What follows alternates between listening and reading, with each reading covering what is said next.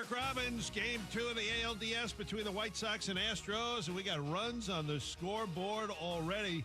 Bottom of the second, and Houston has taken a 2-1 lead on Chicago. Kyle Tucker, RBI single, tied it at 1, and then a sac fly has given the Astros a 2-1 lead after 2. How do I know this? Well, because it's on ESPN Radio. Many of our affiliates, you can listen right now, and coming up later at 4:30 Eastern, Game 1.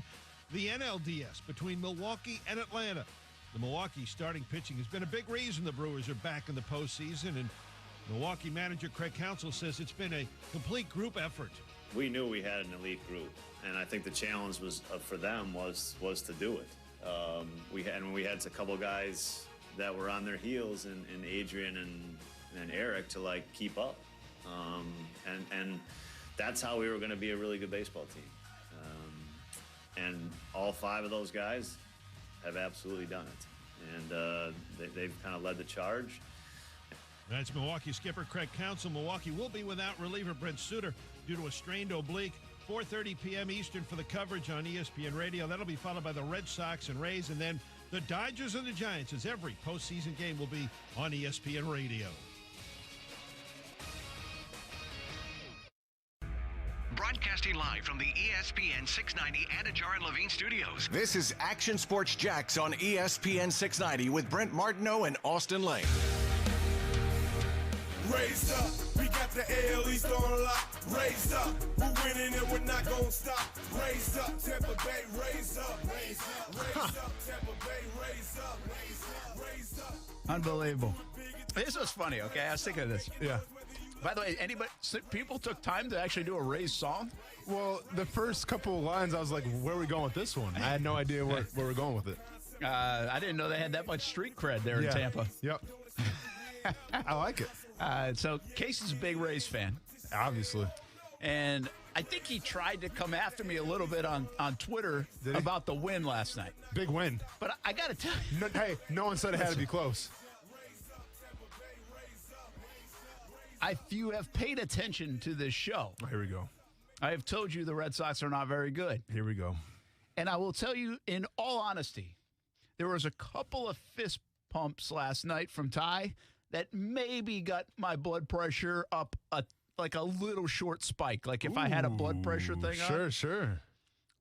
But I am just being as honest as I can about my fandom here of the Red Sox. Yeah. And I've never claimed to be like the greatest of Red Sox fans. Mm-hmm. I've just told you my blood boils when the Red Sox and Yankees play, especially in October. Yeah. And I've also told you that I think I care if the Yankees lose more than if the Red Sox win.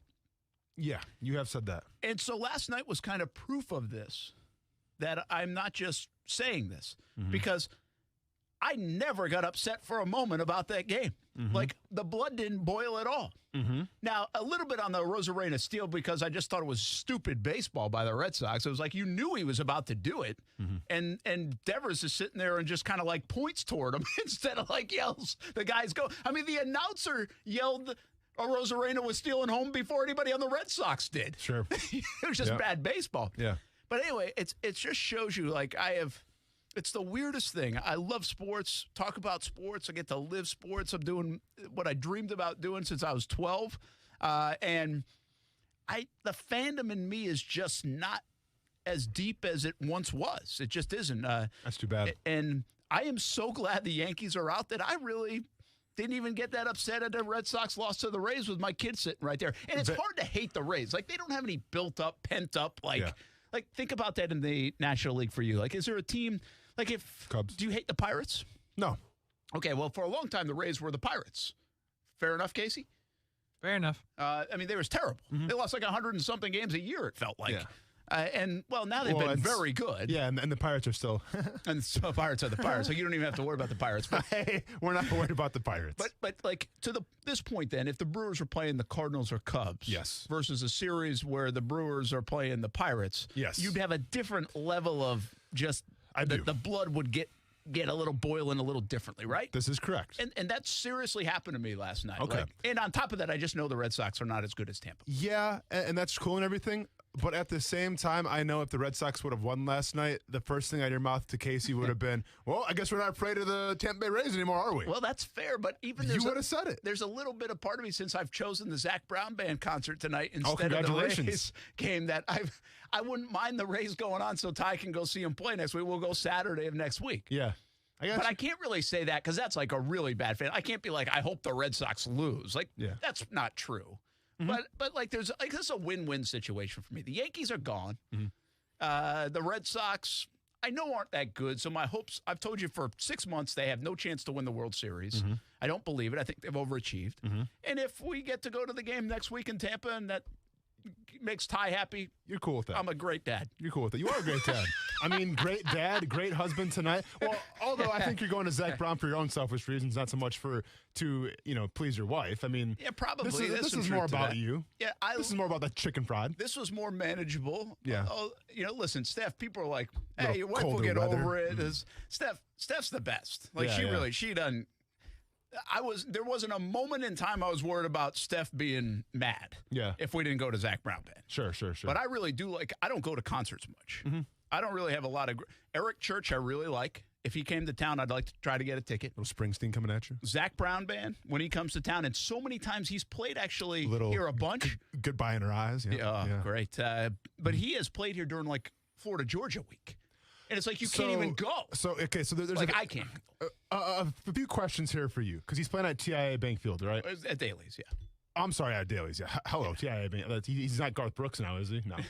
But you said like you're not afraid of the Rays. You're not really afraid of the Brewers. I mean, should I be afraid of how successful Zach Brown is these days? Because I'll be honest with you, Brent, I haven't heard him in a while. Okay, I mean, like I said, colder weather, goodbye in her eyes. Where you been, though, playing at TIA Bank Field? You should at least be selling out Veterans Memorial Arena, if we're being honest. Yeah, but this is different. He does this, I believe, this is what I've been told in the past. Okay. He has a connection. I know the name, I won't say the name, but he has a connection to Jacksonville. Shad Khan. No, it's not. Okay. That has, and this one buddy that he has from Jacksonville has lured him to Jacksonville on the tour many a times, to the Florida Georgia week, to here at Daly's Place, because he can play something much bigger than Daly's Place. Yeah, but it's a cozy 5,000 seat. Okay, so kind of this guy helps get him here. Yeah. Okay. Tony Khan for sure. It's not Tony Khan. It's not. Check out Zach Brown on AEW this Wednesday. Why do I feel like it's Brandon Linder? It's not. Listen, I will tell you this. You wouldn't know the name. You wouldn't know. I know a lot of people. No, you don't. You don't know this name. I know a lot of people. I guarantee you don't know. I know. I don't know anybody. I really don't.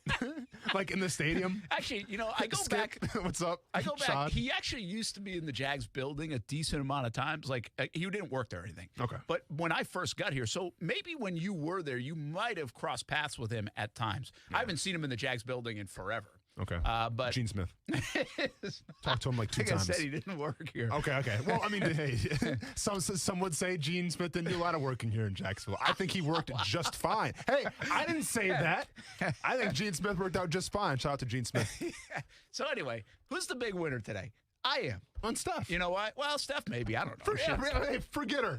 I guess like date Steph night. Does she care if I go? She had it's like 5 night. people lined up ready to go and take my ticket.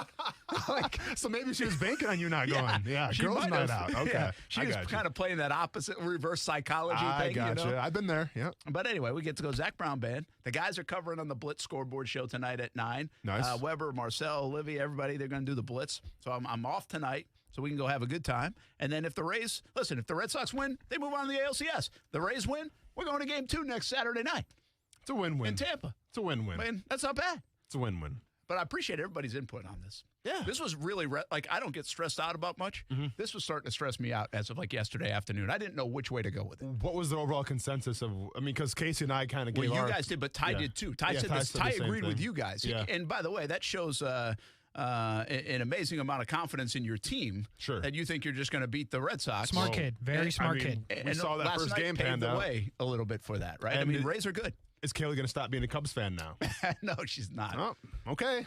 Keep having fun being By the way, disappointed. Everybody else is going to baseball games. By the way, she did her room, redid her room like a year and a half ago with all this Cubs, and now we got like Chris Bryant and Anthony Rizzo hanging on the wall, and they don't even play there anymore. Yeah. That's a shame. I mean, you hate to see it. Yeah. So maybe they'll come back. Last question: is she Yankees a little bit? No, not at all. Not because of Rizzo. No. Isn't Rizzo on no, the? She does wear 44. Now he wears what, 25 with the Yankees? Is that what? He didn't go to 44. He can't, right? That was a Reggie Jackson number. Yeah. I think he wore 25, if I'm not mistaken, with the Yankees. But no, listen, Anthony Rizzo wears 48. Oh, he wears 48 with the Yankees. Oh, okay. Yeah. So not 44, but she still wears 44 in at least one of the 15 teams she plays on. I don't even know. But I will say this: this is legit. When back in the day, like when the kids were like 6, 7, 8 years old, like I seriously threatened them with going to their room if they were Yankees fans. You did. Like I really did. Like if you were, and they would joke with me a little bit at the time. They thought it was funny, but I think soon after they realized it wasn't. And so this was good parenting because you know who really hates the Yankees a lot? What you got? Is Ty. Yeah. Like I will tell you, Ty. Raised him right. Ty was rooting for Tampa to lose against Toronto just to get the Yankees out. That's how much he wants the Yankees out. I raised a good kid in that respect. Once again, smart kid. I mean, quality individual. And Kaylee seriously does like the Cubs. I mean, she got on the bandwagon. Let's be fair, but you know, you got to find a team somewhere. Yep. And she's sticking with them. She likes the Cubs. Speaking of good kids, real quick, on my parenting side of the story. How did you do? Oh, no, fantastic. Probably top 5 dad moments for me. Really? When my son came out and said what he's going to be for Halloween this year. Uh-oh. Now, like most kids, you know, we're talking, I don't know, maybe Toy Story. Like a ghost.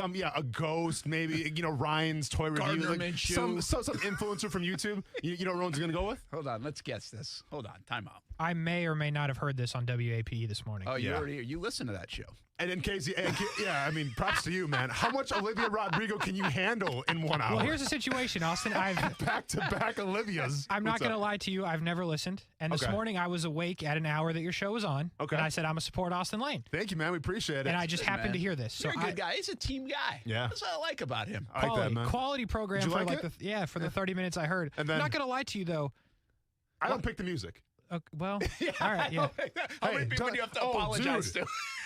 The first week I was on Twitter, they're like, "Hey man, like I thought you have good music taste. Like why play Ariana Grande nonstop?" The station format's a station format. Not my call, man. All right, I don't push the buttons. That's like somebody calling in, "Hey guys, talk politics." Yeah, exactly. No, we talk sports no, here, folks. We just play the hits. Sorry, everybody. Last year maybe there was a little exception. It was a lot politics actually last year. So, okay, let's guess. So you already know. I do know. Great choice. Hey, by the way, I know, good right? kid. A lot of good kids. By the way, Great I kid. needed your help here. Like I'm never gonna get it. Can I go to the wrestling world? You could, but I wouldn't go there. I mean, Brent, you've given this kid birthday gifts. You guys, I mean, you're coming to his draft party apparently because he was so pumped up when you gave him the package of monster truck stuff that one time. It's like not Gravedigger. No, well, he's not Gravedigger. We got another monster truck guy? No, not a monster truck, but it's classic Halloween. It's dark in a way, like Gravedigger. Oh, like Jason, darker. Freddy, darker. I would say maybe the darkest. Yeah, I mean, borderline. You're not going to think of it that way, but like when he says it, you'll be like, yeah, that's pretty dark. Pretty dark. Makes 0 sense, by the way. But yeah. How about the not like the clown in it? No, thank God, but no. But by the way, I'm already impressed with how much I pulled out of this because I don't watch any of those damn Halloween movies. The clown from it is way too scary. No, I mean it's scary, but it's more just. That would be dark. Bad parenting. That's horrible parenting. Yeah, you're all not right, going to be Pennywise. That's all I got. Grim Reaper. How did that come about? Want to be the Grim Reaper? He said. I don't know. He watches some YouTube videos and there's a Grim Reaper in there. I'm like, all right, dude. Maybe you have parental controls on YouTube. I was gonna say maybe we got to monitor the parental controls a little more. Well, see, here's how we have it set up. I have him in my account because then I can watch what he's watching at all times. Okay, yeah, but that's a good idea. But then. On the other side of things, he can watch what I'm watching as well. So maybe the Grim Reaper. Yeah, that's true. So now Cody's like, I thought you were watching this. No, for sure. But I'll be honest right now. This is your job. So here's what I envision, Brent. I'm going to give him like the big hood out because he's going to wear this to school. Okay. Now. Is he going to get suspended? Well, no, here's the thing. He's getting the sickle. He's getting the sickle. Like, you know, the plastic big stick one? Well, yeah. I mean, it's going to be it's going to be movie quality plastic, but it's going to be looking like a real sickle. And then I want to have like a fog machine built in so like there's a fog coming out of his hood. because Grim Reaper. You can do that. Cold. I can rig something up, and then maybe like have it where we paint like bones on his arm, so his arm touches out. It looks like a bone. I mean, I'm going all out here. This is every dad's dream. I don't want this to ruin what we have going here over the last 3 years, but please just don't have like Action News be doing a story on this, okay? Like if kid gets his eye poked out. If Ben Becker gets to Ronan, you're screwed. You're gonna send Ben? Like, you better no way. You're screwed. This thing's done. No, no, absolutely not, man. You can send Ben all you want, man. You call me Brandon Linder. I'm defending. I'm making sure you can't get to my son. Ben, talking to you. But I've heard this. This is so funny. I said this. You guys are like, you already know this, but I'm not a Halloween guy. Yeah. I think Halloween's so stupid. Can't get enough. Best holiday I out really there. am. I think Halloween is so dumb. Yeah. But anyway, I'm glad other people like it. Like, I'm not trying to influence you. I know I'm kind of on the outside looking in of all that. Yeah. For sure. That's fine. So I'm glad people love it, enjoy it, have a good time with it. But I told Steph, I was like, hey, the kids are like sophomores in high school. At least we don't have to fake Halloween as fun anymore. Like, at least I don't have to. Steph probably liked it, but I mean, I don't have to be like, oh, gosh, I hope I get home from work in time to go out. I got like this going on. It's always Florida, Georgia. It's like, what is the costume going to be? Like, I got to pretend like I care what a costume is. Who cares? But so your kids don't dress up anymore? Like there's not like a Halloween contest at school or anything? I don't know. Actually, I think the baseball team does a really cool thing. Okay. They have a baseball scrimmage in costume. I don't know if other teams do that. People do. They might. But I think that's a Creekside thing. That's cool. And so I think Ty has to figure that out. But what I was going to say about the Halloween stuff, and again, I'm not big on Halloween, but this is a legit problem with Halloween, is if you haven't figured, like, you better figure out early, like now, what you're going to be and order it, because apparently everything's on back order. Oh, yeah, for sure. And so some of these stores are going to be out of things. Yep. I don't know all the details, but keep an eye on that if you got kids, and especially if you want to do something more elaborate than, like, make a ghost out of a sheet. Ghost. Or put, like, a headband on for Trevor Lawrence, I mean, you might have to keep an eye on that. Yeah. So you have all your Grim Reaper stuff? No, but we'll probably have to get on that. I figured we got it easy, though. You need a black. You probably don't need much. It's like but a black the ghost, sickle essentially. I was thinking about. Sickle for sure. Yeah, fog machine you probably can find, but again, like, sincerely, this is everything's on back order. Yeah, like, you're actually already supposed to be Christmas shopping because of that. You really are. Well, my mom actually sent me some Thanksgiving, like, hey, get your turkeys here or there. I'm like, just start October. Yeah, let's get to Halloween. What I'm saying? Just start October. I'm interested in, like, Reese's peanut butter cups right now, that's Mom. what I'm saying. Exactly. Turkeys? Smoked turkeys? Come on now. Casey, what you got? You got anything good over there? Nothing. Halloween guy? Nah, not really. No?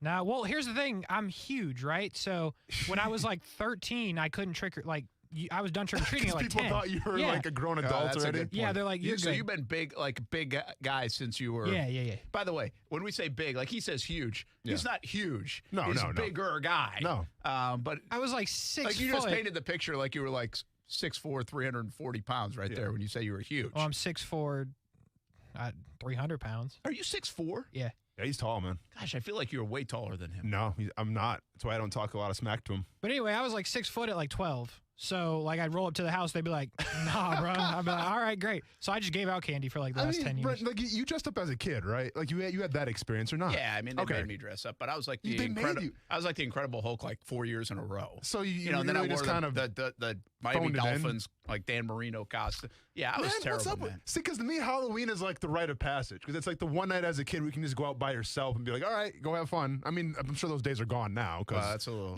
but I mean, back then, you're in 4th grade. Yeah, go out with some older kids and go get out of the house. To see everybody like in the neighborhood, especially if you're in a neighborhood that has a ton of kids, to see it out there that night, it is kind of fun. Yeah. To watch it. Yeah. I just was never really into it. I think some people, like, you think it's the best one.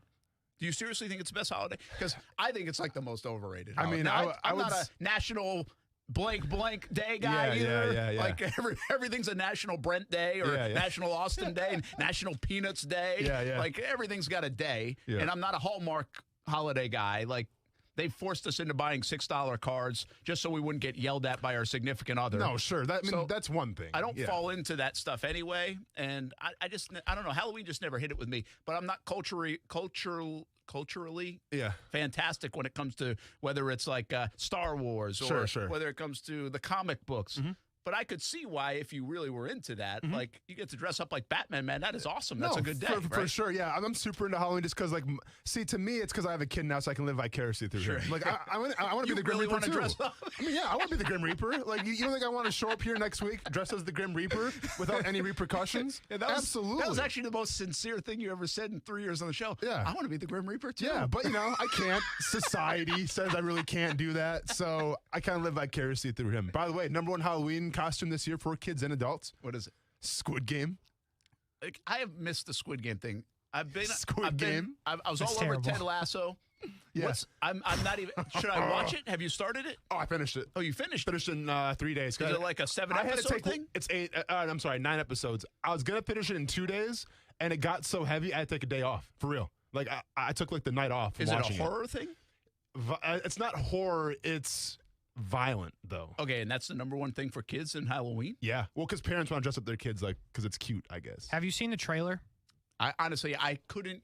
You could tell me anything. I saw an NFL clip the other day, and somebody likened whatever they said to Squid Game, and I had no clue what they were talking about. Like, I couldn't be farther from knowing what Squid Game is other than I've heard of it. So it's fresh on the scene, and it hit Netflix by storm, and now it's like the #1 thing watched on Netflix. But this is literally like 2 weeks ago. So I mean, it's not like you're out of the loop completely. Like this just came happened. up. Yeah, it just happened. Yeah, I'm a little late to the party. That's nothing new. Yeah, for sure. Watch the trailer. One day this week, Austin was like, "Have you seen the trailer?" I was like, "Nah." He showed it to me. 0 to 60 in blink of an eye. So now, do you want to watch it? I don't know. I'm not 100% sure.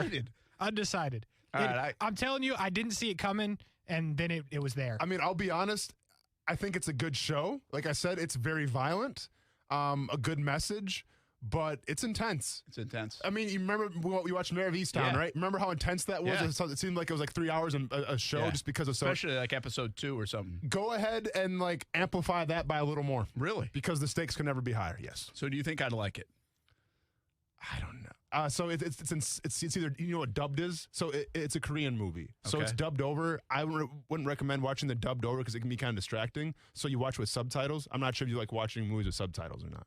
I don't mind that. Okay. Well, then if you don't mind that, You're not sure, I don't know, man. I'm not sure on this one. Usually I can kind of direct you in the right The only thing I do like about this already is that it's just 9 episodes or 8 episodes. Yeah. So you can get through it. Yeah. Yeah, it's like literally like 9 hours long. How does Netflix keep hitting these home runs like with these shows? Like, so get this. This show was like out there for, I want to say 10 years and nobody bid on it. And then finally they're like, okay, we need something new. And then they finally paid this like Isn't this that promotion. the kind of this, was that Mirror of Easttown story like that? No, it was the chess one. Oh yeah, Queen's Gambit. That was out there for like 30 years. Yep. I think it was. Yep. Like the initial concept of that. Correct. Man, it's crazy. Also, Netflix hits a lot of home runs, but we don't talk about the bad ones. There's there's lot so of many bad ones too. By the way, did that just feel like a segment on your other show? I know. 95.1. Brent, special guest Monday? Hey, what do you do Monday morning at like 5:30? We haven't, hopefully sleeping. Or hopefully not like any breaking news. Let's just say that. Let's talk Jags football, speaking of. When we come back, Action Sports Jax on ESPN 690.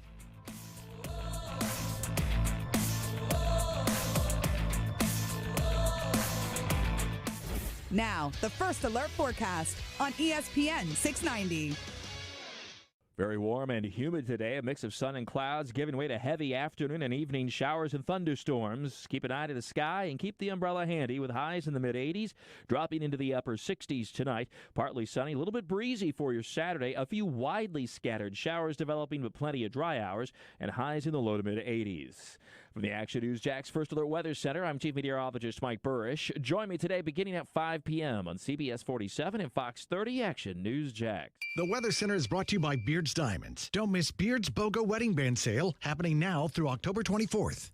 Today, I took someone to their first job. Today, I helped someone get to a medical appointment. Today, I helped someone see their loved ones. Today, I took someone to see a concert. JTA bus operators are professional, trained, courteous, and proud. Become a driver of change. JTA is now hiring bus operators and is offering $10,000 to $15,000 hiring bonuses. On-the-job training provided. CDL training available. To apply, log on to go.jtafla.com/drive or call 904-630-3100. That's 630-3100 to become a driver of change. JTech is a local nonprofit private institution of higher learning focused on essential career training such as automotive, diesel, HVAC, marine and RV technology, and commercial truck driving. They are currently hiring technical education instructors for all their programs. If you have experience in those fields, they want to talk to you about using your knowledge and skills to teach and prepare the next generation of skilled tradesmen and women.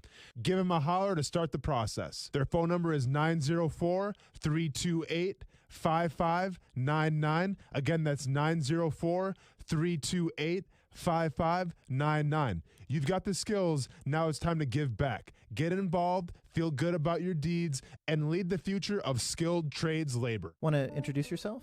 Yeah, I'm Owen. I'm a cigarette. Do you like being a cigarette? No, I don't. Not really into killing thousands of people. Sorry, no filter. Right. What's your sign?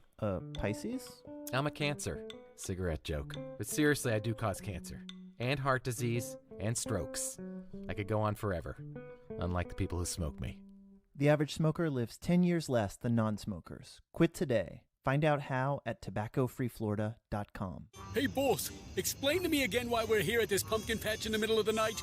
I told you, since pumpkin prices have gone through the roof this year, we're gonna swipe these babies so we can sell them and make a fortune. I don't like it, boss. Why can't we go back to breaking into houses? Because so many people have discovered Safe Touch security that it's putting us out of business. You know we stay away from Safe Touch houses. I know, boss, but stealing pumpkins? You got a better idea, Sunshine? I mean, between Safe Touch's 45-second response time, the two-way communicator... Boss, wait. What is that? Over there near that big pumpkin. Oh, no. Is that what I think it is? Boss, it's a Safe Touch sign. The patch is wired. Quick, get to the van. I'm going, boss. They must have video monitoring. Curse you, Lester Jackson. Let's get out of here. Oh, I hate Safe Touch. Folks know to stay away from Safe Touch houses. Hi, I'm Lester Jackson, president of Safe Touch Security Systems. No one beats our technology or our price. Call 886-4664 or go to safetouch.com. State license number EF233. The Center for Health and Sports Medicine delivers an individualized 360-degree approach to your health, providing a whole-person approach to primary care and sports medicine. With primary care and sports medicine physicians, mental health counselors, the sports performance lab, and 24/7 on-site state-of-the-art wellness center, all under one roof, they'll work to maximize your health by creating a foundational focus on physical, mental, spiritual, and emotional well-being. The MD VIP program provides even more benefits like appointment guarantees and after-hour care. Learn more at jacksfamilysportsmed.com. Men, do you feel embarrassed in the bedroom because of ED or PE? Prime Men's Medical Center has the solution. I'm Dr. Brown. 98% of patients experience a positive result from the treatment in just 10 minutes after just one office visit. Men are lasting 30, 60, 90 minutes or longer, and it's affordable. Call Prime Men's Medical Center at 904-664-8217. See results on your first visit guaranteed or pay nothing. Call 904-664-8217.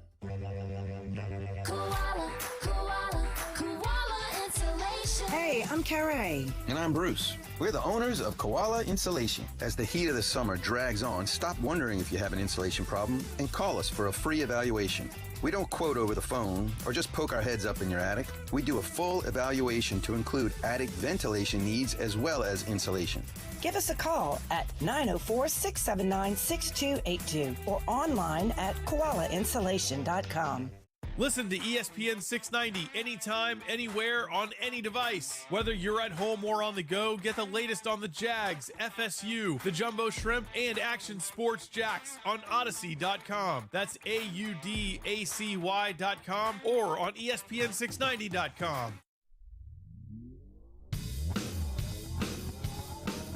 Yeah, we need to be better there. You know, we need to be better in impacting the quarterback. You know, and it's not just a sack; it's disrupting the quarterback. Had a hard time last week because Joe got rid of the ball so fast, Joe Burrow. But this week we have to. I mean, that's a mandate, and when the Titans have struggled a little bit, it's because the Arizona Cardinals had Chandler Jones had 5 sacks, I believe, and last week I think had 7. That is Urban Meyer. First press conference this week where he just talks football. Yeah. It was kind of refreshing. I bet. For him, for sure. For us, too. Yeah. But, yes, for him, too. Brent Martineau, Austin Lane, Casey Kurtz.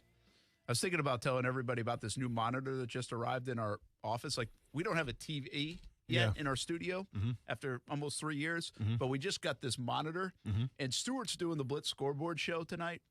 This probably isn't going to make a lot of sense to the folks out there, but the bottom line is Steve Stesnick, one of our IT guys, engineers, extraordinaires, Stewart must have asked him for this because the problem in the Blitz scoreboard show is when we show live video in the end of games, like if we're watching on Twitter and stuff, it's actually 20, 25 seconds behind. Sure. And so we've just been dealing with it. Well, Stewart's like, I ain't going to deal with that. I don't got to deal with I'm that. going to fix it. Yeah. And so Stewart got us a monitor. Yeah. And so tonight he'll be able to see real time the plays at the end of the game. So now, is that just a Stuart Weber special, or do you get that as well for the future episodes? I think this is here to stay. Okay, cool. And now I can see everybody's comments, too, which I like. I like that. I'm not going to lie to you. Now my on-air on the Friday nights are gone. That was all I was good for on air. Oh, like I would see it. What's going on? So I'm done now. Dang, there goes your microphone. Yeah. You kind of signed your own death sentence, didn't you? I didn't sign off on this. No, he didn't. He didn't know it was coming in. All of a sudden, Steve Stesnick just walked in. I told Weber, I'm like, I don't think it can be done, man. I mean, you never answered my question, by the way. Stesnick had a shirt on. What was it? Rise Against? Rise Against. I'm sorry, I didn't hear your question. Did you ask? Or maybe I asked Steve, what kind of music is that? Rock. Okay. Rock, yeah. Rock. Well, because you said you saw him at Welcome to I saw Rockville. Welcome to Rockville, yeah. But they have a bunch of different. It's not just only just. No, I mean, there's rock definitely bands, metal. Right? I understand the name. But there's metal. There's death metal. There's rock. Yeah. Okay. There's thrash. I mean, there's kind of like the different genres of rock music. Is that still in Daytona? It is this year. Yes. Yeah. Yes. Yeah. All right. Yep. I'm gonna have to be asking off for that one, by the way, too. So get ready for that. By the way, I saw Squid Game trailer. Yeah. I'm in. You're in. I kind of like it. You're in. Yeah. Okay. Like I said, I mean, I don't recommend it to anybody just because it's so different, which is cool, right? It's a different kind of show, very violent, but it also, if you're into like thrillers and like drama, I mean that has that too. I like that. Yeah.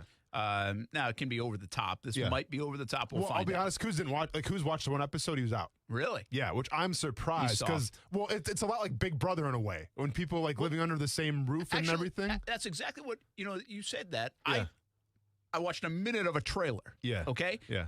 And I don't watch Big Brother. Yeah. And I don't watch Survivor. Me and neither. I've never seen the Hunger Games. Okay. But in concept, I thought it was a combination of them.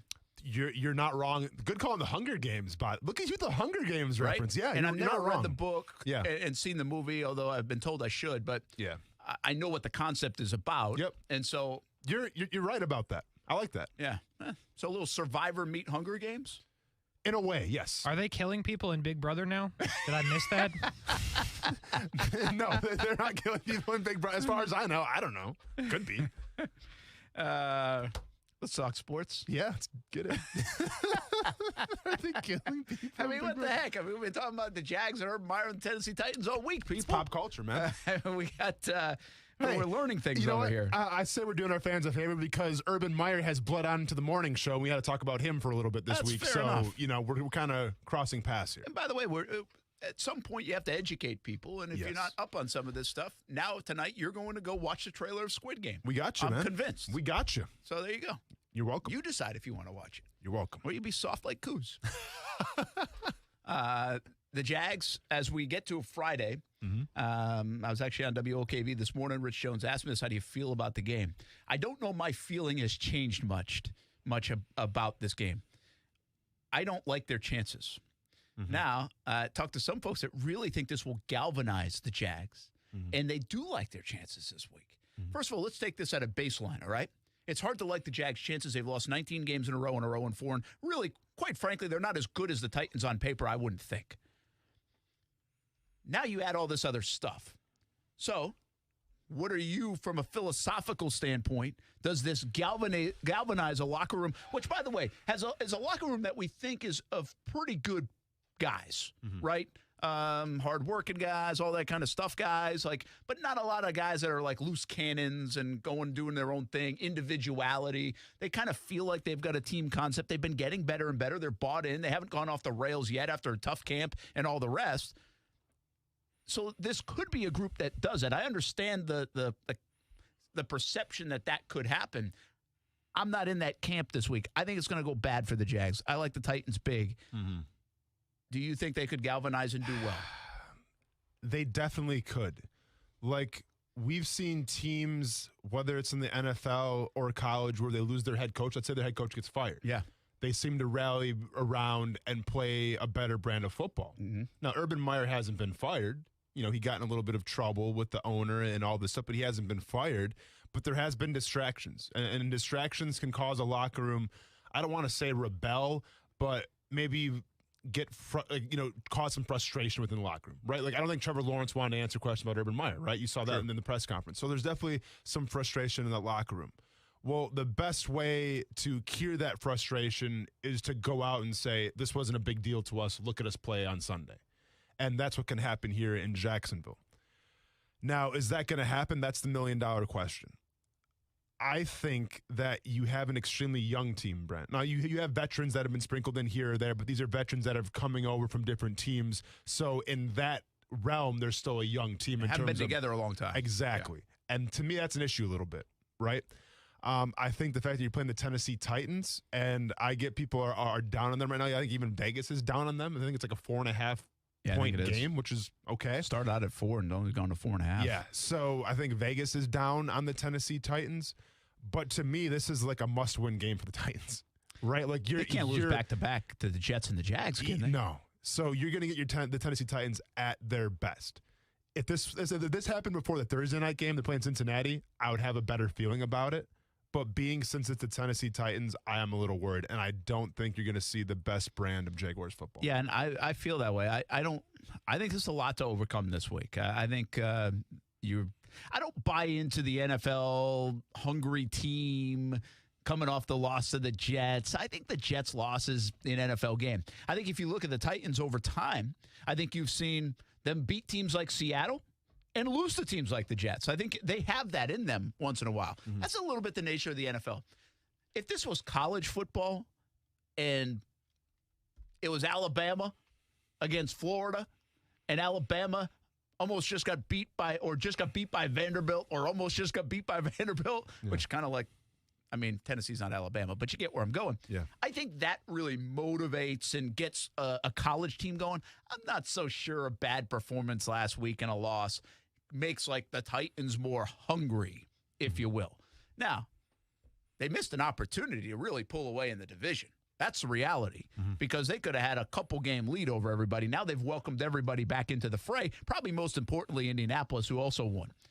So I think that's what they're probably more concerned about. Hey, let's try to pull away here, because I think they have the Jags and then Houston next week. Yeah. So it's a big 2-game stretch for the Titans. They can't lose 2 out of 3 to the Jets, Jags, Houston. No. They certainly can't lose all 3, but they can't lose 2 out of 3.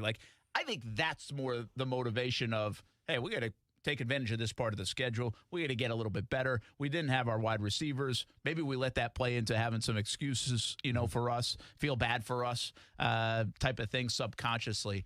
So we'll see. I think the Tennessee Titans are overall just better than the Jags, and I'm concerned about how the Jags kind of filter all this out. Maybe more so, Austin, less players, but maybe the coaching staff. Well, I'm more. Did the coaching staff get the jump on Tennessee that they needed? How much work were they able to put in? How many more meetings happened internally that we don't know? Where was their focus? Might have hurt the staff in the preparation, all this stuff earlier in the week, more so than even the players, but they're the ones that have to go execute a game plan that you're getting ready for. But here's the thing, right? We talk about the players kind of responding and playing together and winning in spite of the situation, which could very well happen. But let's think about Tennessee right now. What is the coach's locker room in Tennessee like, where they can't lose another game? So you get the sense that Vrabel is giving his all right now to prevent his team from losing 2 games in a row to the Jets and then the Jaguars. He can't have that in his resume. So you'd almost say you're going to get the best coaching performance, the best game preparation that Mike Vrabel can deliver, because he can't be seen in the same footnote of losing to the Jets and the Jaguars back-to-back weeks. Maybe a little bit like Matt Nagy last week. Yeah. Right? And that could have gone either way, right? I thought it would go the way of Chicago's about to go into this dive. Well, they actually yanked themselves out of it. To your point, when we talked, I think, Monday or Tuesday, they might have spent more time than ever at the facility last week because they knew they were getting beat up in the media, and they made Justin Fields look bad, and they better figure out a way. And so it got their attention. So that's a really good point for Tennessee. And I would assume that's kind of the guy Vrabel is, too. I mean, he's going to go – he might have spent more time in the building this week than the last few weeks just for that very reason. I don't want to over-exaggerate things here and blow things out of proportion. Take 2017 out of it. If you look at this past decade, Brent, and I'm not even going to celebrate last year because I don't celebrate tanking, but if you look at the past decade, is this the most important game? And keep in mind, you're 0-4 right now. But we're talking about, is this the most important game in Jaguars history in the past 10 years?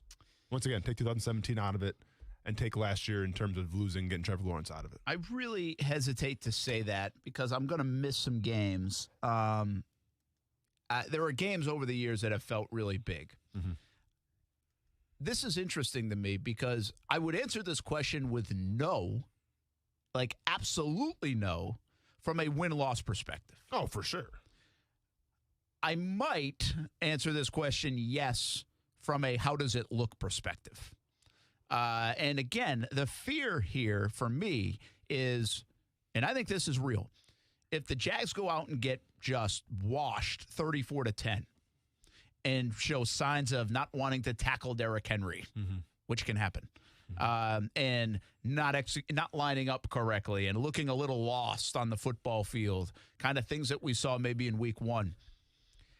I don't know if Urban Meyer gets out of that.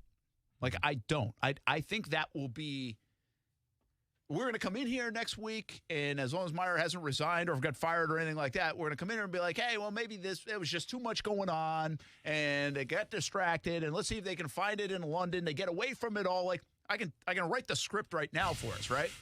But I'm not sure I believe it is what I'm telling you, and I'm going to tell you on the Friday before it happens, is I think if they get thumped and they're not in the game and they don't have a chance to win the game, and that incremental getting better stuff that we've been talking about, at least we had that to hang on to, and we don't have that to hang on to. And maybe even the quarterback doesn't play well and show more signs of growth. I think we're going to look at this moment, and we're going to look at a moment that I'm not sure Urban Meyer can rally from in 2021. Maybe not ever, but especially in 2021. I think the spiral of this season would just be whatever, Mach 4, you know, if that happens on Sunday. That's what I mean. Again, it's hard to sit here and say the Jags have to win a game. They haven't won one in like 390 days. No, I get it. But they need to be competitive, and they need to have a chance to win, and they can't look lackluster, poorly coached. Those things matter on Sunday, to me at least. I don't know about the fans, but it does matter to me. Well, see, and that's a scary thing about it. And once again, and I'm not trying to blow things out of proportion here, but this performance on Sunday could dictate the next 3, 4, 5 years in terms of your regime, in terms of... That's true. It could pull the plug on the regime. Yeah. It's a big game. I mean, I've said this.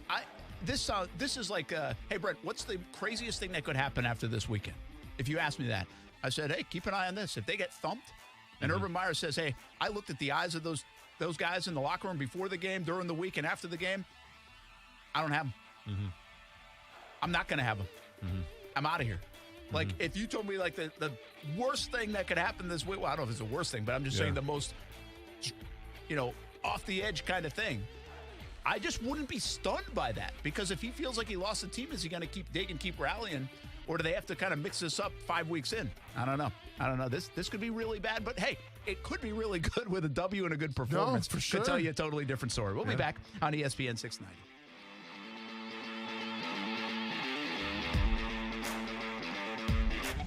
Keep climbing. It's intercepted. Picked off of the 12. He will go down. He signs the promised land. Touchdown, FSU. This is your home for FSU football. Outside the numbers to the 10. 5, 3, 2, 1. It's a touchdown, Florida State. Intercepted. Picked off of the 33-yard line. Noles win. Noles win. Catch live coverage of the Seminoles all season long, right here on your home for Florida State football. Sponsored by Bono's Pit Barbecue. If you don't see a pit, it ain't legit. Get in zone, AutoZone. Welcome to AutoZone. What are you working on today? Time for an oil change? We've got what you need to check it off your list. Right now, you can get 5 quarts of Mobil 1 full synthetic or synthetic high mileage motor oil and an STP extended life oil filter for just $36.99. And you can get it all fast, your way. Just order online with our free same-day store pickup or next-day delivery. Get in zone, AutoZone. Start your job today at AutoZone.com. Restrictions apply. 5G is here, but the big carriers want you to sign a pricey long-term contract to get in on the action. Well, no more, because Straight Talk Wireless has rolled out 5G coverage nationwide, with plans starting at just $35 a month with no contract. And get a Samsung Galaxy A32 5G for only $299, all on America's best networks. 5G coverage, 5G phones, less money. Straight Talk Wireless, no contract, no compromise. 5G capable device required, actual availability, coverage, and speed may vary. Temperatures keep climbing, and hotter weather means your body needs more water. Stay hydrated. CGC Water Treatment wants to make sure the water you and your family drink is cleaner, healthier, and tastes great. It starts with the Connecticut system, proudly made in America and installed by the pros CGC Water. Not sure about your water? Call CGC. They'll analyze your water for free. I haven't had to worry about my water since I got mine installed because Connecticut systems remove up to 99% of the contaminants. If you're not filtering your water, you are the filter. Connecticut makes the world's most efficient softeners, non-electric twin tanks that use less salt and water during regeneration. Save up to $500 on select softener and RO systems this month. Financing available with approved credit. Call CGC Water at 904-552-1242. Call and ask about Conway Club, the new service program that will save you money on salt, filters, delivery, parts, and labor. Tell them Brent sent you and find out all the details and all the great ways you can save. Call 904-552-1242 or visit cgcwater.com, your local independent Connecticut dealer.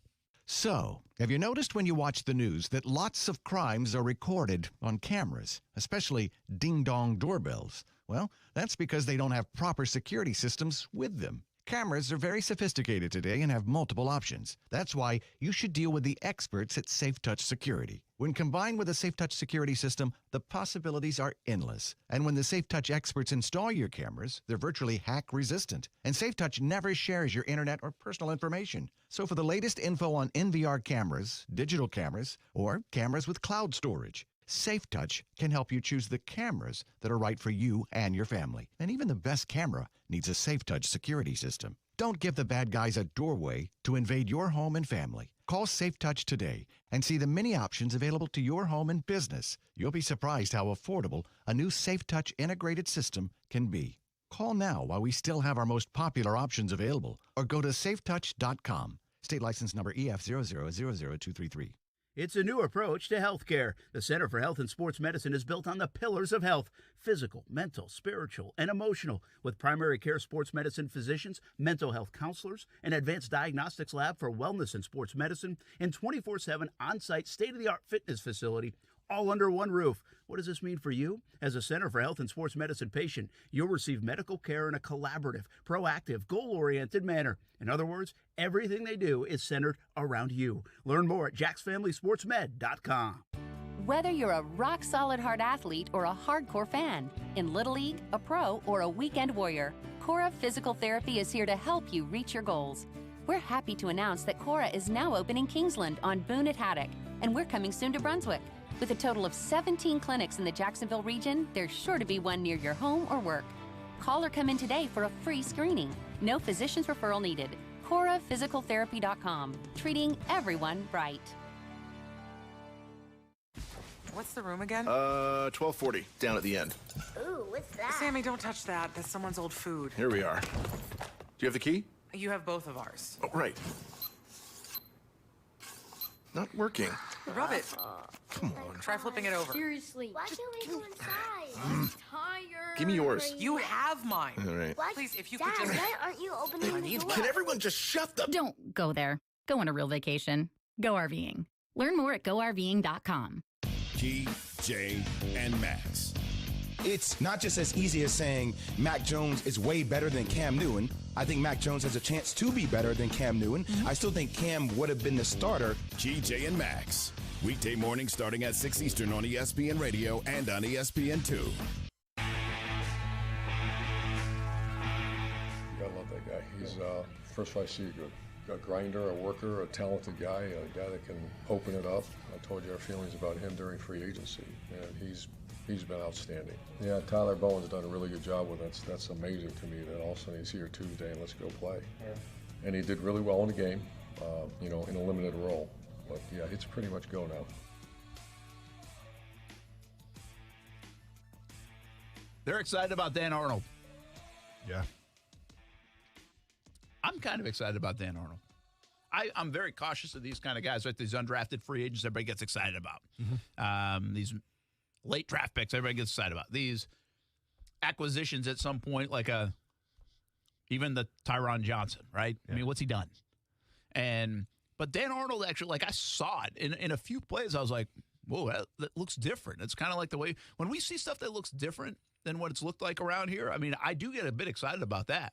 And Dan Arnold looked a little different. Now, I understand he's not Kittle, he's not Kelsey, he's not Gronkowski, but around here, doesn't take much to be better than what they've had. No, for sure. And I feel like he's going to add an element to their offense, the combination of speed, and obviously he's that move tight end and that guy that can just catch it. He's going to be a pass catcher. Does he give Trevor another element? We talked about it yesterday. We said it was like that second level. When was the last time someone threatened the second level for the Jacksonville Jaguars? Man. I mean, Marquise Lee would go over the middle sometimes. You know, Alan Hearns wasn't afraid to go over the middle. I feel like there was some of that. But the problem there was the quarterback play wasn't good enough to trust it to do that sometimes. We see the good teams really not afraid to go use the middle of the field, the middle of the defense. And this team has been kind of afraid to do it a lot. And maybe Dan Arnold helps that. Yeah, I mean, let's just say, man, it seems like the past decade or so, if you're a defensive coordinator, you're prepping and you're in that first defensive, meeting, you go to your linebacker and say, hey, guys, in terms of the pass game, go and take this one off. All right, just don't worry about this pass game because the middle of the field, don't worry about it. They don't have a tight end, running backs. I mean, okay, I'll wheel it out every once in a while, but don't worry about it too much. It's just that's what Jacksonville has been, and it is refreshing to see maybe the start of something else, like where you can attack the middle and take away the pressure off the edges. Yeah. Hey, we're going to talk more about the Jags, more football, a lot more to come here. We have some guests coming up, including we'll go to Nashville, Tennessee for your best-dressed man, Steve Lehman. I believe it. By request. I like it, Brent. That's right. Nick Morrow from UNF scheduled to join us at 4 o'clock. But we got a big fight this weekend, man. We do. Part 3. Part trilogy. 3, the trilogy, yeah. This doesn't feel like it has earned trilogy. That's a big word. Huge word. Like, that's too big of a word for this fight, is it? I mean, is this going to be a good fight? I mean, I like Wilder, man. I like when we have him on the show and stuff, but Tyson Fury, Wilder's got to come up big here. Yeah. Does he have it in him? Are you talking about friend of the show, Deontay Wilder? Yeah, friend of the show. we had him on twice. We have. Yeah. I mean, the guy wore like $300,000 worth of jewelry. Brent right asked across about from it. us. It straight up embarrassed me. Brent asked him how much is that chain, and why wouldn't you? It was more than the chain, man. He had like bracelets on, rings on. He had stuff on. Like, but you know what? When you have that, you're not afraid to talk about it. I guess he seriously had probably more on than like 70% of the people's houses. No, for sure. Here in Jacksonville. For sure. What was the look on his face when Brent said, how much did that cost? No, actually, no, he was really inviting. Because he's excited to talk about it. It's like, if you're going to wear that stuff, you want me to ask about that stuff. No, I'm with the asking. I just wonder if he looked at you like you were stupid or what. Oh, no. He loved the question for real. So it was props to Brent Martineau. Great reporter question. Great reporting. So Tyson Fury, Deontay Wilder 3, right? The trilogy that maybe nobody asked for, but I'll be honest, I'm going to be tuning into this one, Brent, because I'm still intrigued. Because it's heavyweight fighting. It's some of the best heavyweight fighters in the world, and that should sell tickets right there. If you're asking me what I think is going to happen in this one, to me, when I'm picking fights and I predict what's going to happen in fights, it's about the known and the unknown. When we go back to Fury Wilder 1, what did we learn from that fight? We learned that Tyson Fury was the best heavyweight boxer in the world. Why? Because all he had to get hit was one time and the fight would have been over. So in terms of defense, in terms of skill set, there is nobody better than Tyson Fury. But we also learned a lot about Deontay Wilder as well. This one-punch knockout artist had the power in the later rounds. We didn't know that because we were accustomed to seeing Deontay Wilder knock guys out in the 5th, knock guys out in the 6th, but not go to deep waters. So we learned about Deontay Wilder, too, where it's like this guy can go 12 rounds and still knock you out. Like, he's that conditioned. So let's fast forward to fight number 2 then. Right? And by the way, that first fight ended in a draw. Yeah. Fury should have won it. You know how boxing can be sometimes. It was a draw. Let's go to the next one. So Fury Wilder number 2, what did we learn about that one? It's that Tyson Fury can adapt. And he adapted by adding at least 30 pounds to his frame. I think he weighed in at 280. Now, people were spectacle saying, oh, this guy's out of shape. Why do he weigh so heavy? But what you didn't realize with Tyson Fury was that he had a game plan. And that game plan consisted of, if you go back to the first fight, towards the end of the rounds, when Fury started to walk Wilder down because Fury got knocked down, he got back up, and Wilder was, hey, that's my knockout punch, and he took it. He got back up. I got nothing left in the tank. Fury walked him down, and you could see Wilder started to wilt. So the plan was for Tyson Fury to walk him down and, just basically bully him. And that's what happened. Knocked him out, I think, in the 6th or 7th round for Tyson Fury against Wilder. So now what do we learn about this third up-and-coming fight? There's a lot of unknowns here. Tyson Fury has had COVID recently. How is that going to affect him? Deontay Wilder has had a new camp. So what is that going to look like? Because now it's not the... He needed a new camp Well, he after needed a new fight two. camp, for sure. But Deontay Wilder learned something, because the biggest thing for Wilder, he can't fight off his back foot. Brent, real quick, if I tell you to run a mile, are you going to run it faster going forward or backward? Hopefully forward. And are you going to be more in shape going forward or backward? Forward. Exactly. Because it My costs that quads much. would be killing me if I went for backwards. Sure. Because it costs that much more energy to fight backwards. That's what Fury's going to try to make Wilder do. The question is, has Wilder learned enough to how to counter that? I'm not sure if you can learn enough in 8, 9, maybe even a year. That takes time, it takes skill, and I'm not sure if he's there yet. The biggest question for Fury is, how can he come back after COVID, though? All right, when we come back, you set it all up. I want to see who you think's going to win. By the way, we didn't have to get on time. Bossman Nick's in here. It's his last day. We don't care if we get on time, Casey, today. I mean, that's it. Yep. I mean, this is last day. This is like the last day of school. There are no rules. No rules. There are no rules. Commercials? Turn the music off, Go right Casey. to the top of the hour of the Sports Center update. We'll just blow right by it. Let's go, man. We'll be back. We'll get Austin. Who does he think's going to win this, Fury? And what's better for boxing? Plus, Nick Morrow from UNF joins us as well on ESPN 690. For the ones who are always in the know. Delivery confirmed. For the ones who keep things running. For the innovators and the problem solvers. Grainger offers supplies and solutions for every industry, experienced staff at local branches, and free access to experts to help answer your toughest questions. So whatever challenge you face, we have the knowledge and products to help. Call, click Grainger.com, or just stop by. Grainger, for the ones who get it done.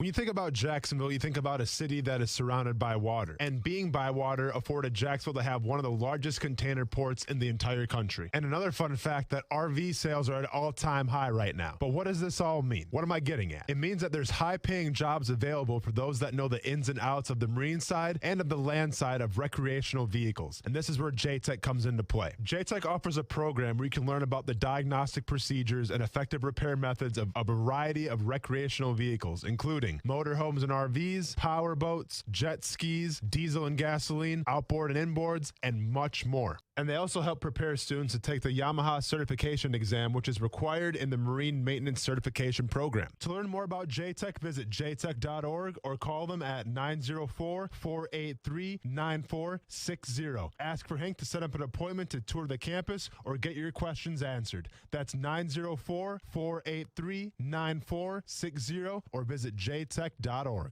The American Freedom Tour is coming to Jacksonville. I'm Dean Black, chairman of the Republican Party of Duval County, and it's time for Republicans to get motivated and defend freedom. 2 historic days, Friday and Saturday, October 8th and 9th. Come see Donald Trump Jr., Kayleigh McEnany, Dan Bongino, Dinesh D'Souza, and many, many more. Get your tickets now at DuvalGOP.com. I will see you there.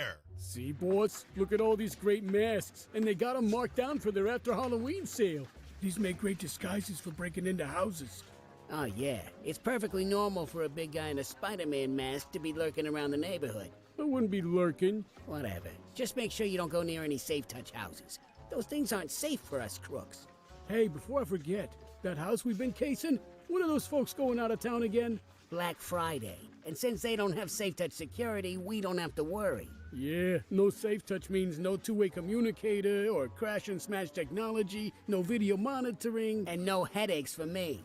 Here, look, What do you think of my new mask? It's definitely an improvement. Thanks. You find another house without Safe Touch and the mask is on me. Consider it done. Crooks know to stay away from Safe Touch houses. Hi, I'm Lester Jackson, president of Safe Touch Security Systems. No one beats our technology or our price. Call Safe Touch today at 888-723-8682 or go to safetouch.com. State license number EF233. Koala Insulation. Hey, I'm Carrie. And I'm Bruce. We're the owners of Koala Insulation. As the heat of the summer drags on, stop wondering if you have an insulation problem and call us for a free evaluation. We don't quote over the phone or just poke our heads up in your attic. We do a full evaluation to include attic ventilation needs as well as insulation. Give us a call at 904-679-6282 or online at koalainsulation.com. Broadcasting live from the ESPN 690 Anajar and Levine studios. Anajar and Levine Accident Attorneys. Call 904-600-4000. That's 904-600-4000. ESPN 690. Jacksonville's home for ESPN Radio. WOKV Jacksonville. Listen live everywhere you go on ESPN690.com. ESPN 690, a Cox Media Group station.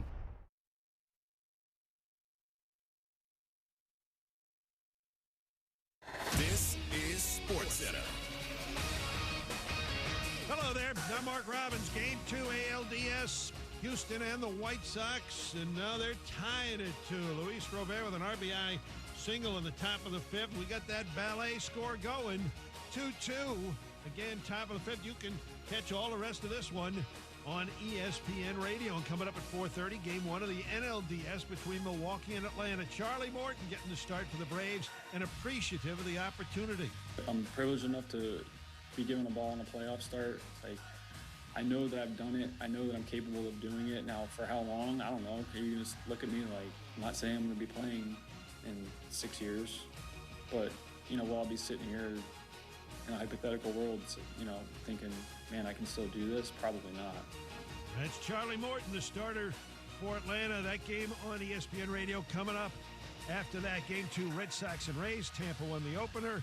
And then it's the Dodgers and the Giants. Remember, every Major League postseason game can be heard on ESPN Radio. We're back on Monday reacting to all of the MLB playoff action. Plus, everything you need to know about Week 5 in the NFL and Week 6 in college football. That's Monday morning on Keyshawn, J. Will, and Max on ESPN Radio.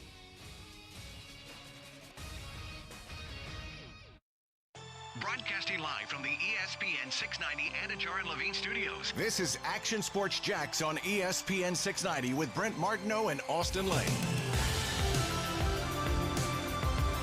Confidence-wise, like I said, we're all pulling for Lambeau, and Matt's done a very good job too. So it's close, but we'll I'll let Nick, and then we'll have a final meeting this afternoon and decide. I was on the kicker situation. What happens? Is it Lambeau or is it Matthew Wright on Sunday? You know, I think if it was Lambeau, we would probably have known by now, right? Because he's got the resume built up, or not? I think if it wasn't Lambeau, we might know by now because his agent might have leaked it. Oh, yeah, good call. And I haven't seen any of that. So maybe Urban's like, hey, I'm in a week full of second chances. Yeah. Let's give Lambeau another chance. Yeah, yeah. You know? Yeah. He does have an affinity for Lambeau. He does. So, you know, maybe he rides with him. Mm-hmm. And he says he's in a better place. And you can keep Matthew Wright on the practice squad. Nobody's going to come scoop him up. Mm-hmm. So I'm going to say it's Lambeau. They give him one more chance. I think it's Lambeau too. Yeah. And if they do, by the way, and if they misfire on that, and it's a big kick. Yeah, let's just add to the narrative, huh, Brent? Yikes. We're going to get Nick Morrow on in just a moment. Hang on the phone for 1 second. Nick can actually jump in here if he wants, because then he can tell us who's going to win the Fury-Wilder fight. There you go. But we got to get your final thought on the Wilder-Fury fight. Yeah. And I do have this. If Wilder loses this fight, it damages his reputation, legacy, doesn't it? I mean, he probably lost all 3 fights to Fury, and especially if he gets beat like he did the last time. I feel like I don't know. There's something that loses its luster with me if I watch what I watched the last time these two guys fought. Yeah. But now he has a ton of gain if he learned a lot from it and flips it around. He has a ton to gain, but you can go from being a champion to being a gatekeeper, right? Like the last thing you want to be is the guy that people have to fight to go to the next level. And I think if Wilder loses this fight, he could be the gatekeeper. With that being said, I do like Tyson Fury in this fight. There's rumors speculating that he's going to weigh in close to 300 pounds. Oof. Now, once again, you lean on him. So now you hear that and say, whoa, he's going to be out of shape. That's not Tyson Fury's MO. He's going to come in shape, ready to roll. I think you're going to see more of a skill set of bullying Deontay Wilder around, and I think Deontay Wilder hasn't had a chance to learn how to counterpunch off his back foot and go backwards without gassing himself out like we saw in the last fight. So give me Tyson Fury. You know what boxing is like? It's like the first 100 days for Nick Morrow at the University of North Florida, right, Nick? Yeah, something like that. I have no knowledge on the boxing and fighting. I don't want to make Austin mad about that, but I got no knowledge on that one. Hey, Nick, first of all, don't worry about that. I sit next to Brent Martineau every single day when he talks about it. So that's true. Yeah, I'm already mad enough already. No, he's actually learning a lot, man. I'm proud of him. I'm fascinated with some of the big fights in boxing, but I mean, I couldn't tell you outside of these guys. Now we've learned enough about these guys over the last couple of years, so we'll see what happens. I think Fury's a fascinating individual as a sports figure to begin with. All right, Nick, thanks for jumping on with us, man. University of North Florida athletic director, and 100 days in the books. How's it been? It's been amazing. Yeah, it's been a lot of fun. It has felt like drinking out of a fire hose. It's been a little nuts, but it's been a blast, and be able to do this in Jacksonville, where I grew up, and just help advance the Ospreys into growing into more of a national brand. It's a cool opportunity, and I'm very thankful for it. You know, a lot of times the president of the United States will give like a first 100-day speech or something. Did you do anything like that today? Well, I did it in writing. Yeah, I put together a little letter to Osprey Nation, kind of put it out there, just kind of what we've been working on, some of our accomplishments so far, and then what's next. So I did my own presidential version, I guess, from the UNFAD perspective. Well, Nick, and you mentioned what is next now? What's some of the biggest things coming up here that you're going to have to be going through? Well, we're about to enter championship season for the fall sports, which is always a lot of fun. You know, that's why you get in the business. That's why your Division I athletic department is to win championships. So, you know, we've got cross country at the end of the October that will start things off, and their preseason favorites are number 5 in the South region right now. They actually went up to University of Missouri's their home meet, which had 16 other teams, including 6 Power 5 teams, and they beat everybody. You know, they walked away with the trophy there, and they're positioned to make nationals for cross country, which is actually a pretty hard thing to do. And we've never been before, and they're poised to do that out of the South, so that's pretty exciting. And then our women's soccer's preseason favorites, they're rolling right now. Volleyball's off to one of the best records in the country right now, in top 50 RPI national ranking. Women's soccer's got top 60 national ranking, so a lot to look forward to from a championship side. And, you know, basketball, we are literally 1 month from tomorrow for tipping off for college basketball season. Crazy. And it's crazy. Yeah, it pops up so quick on us. So that's always exciting. Basketball season around here is always exciting, and we've got some 2 good programs. Women's basketball's probably got the deepest, best team I think I've seen them have since I've been here. Not possibly. They do have the deepest team I've seen them have so far, and so they've got a chance to make a run at it this year as well. And men's basketball, you know, Coach Driscoll's doing his thing. He's got guys that where pretty much everyone on the roster can shoot the 3. Nick Morrow with us, University of North Florida athletic director here on ESPN 690. 100 days into the job, which is pretty cool.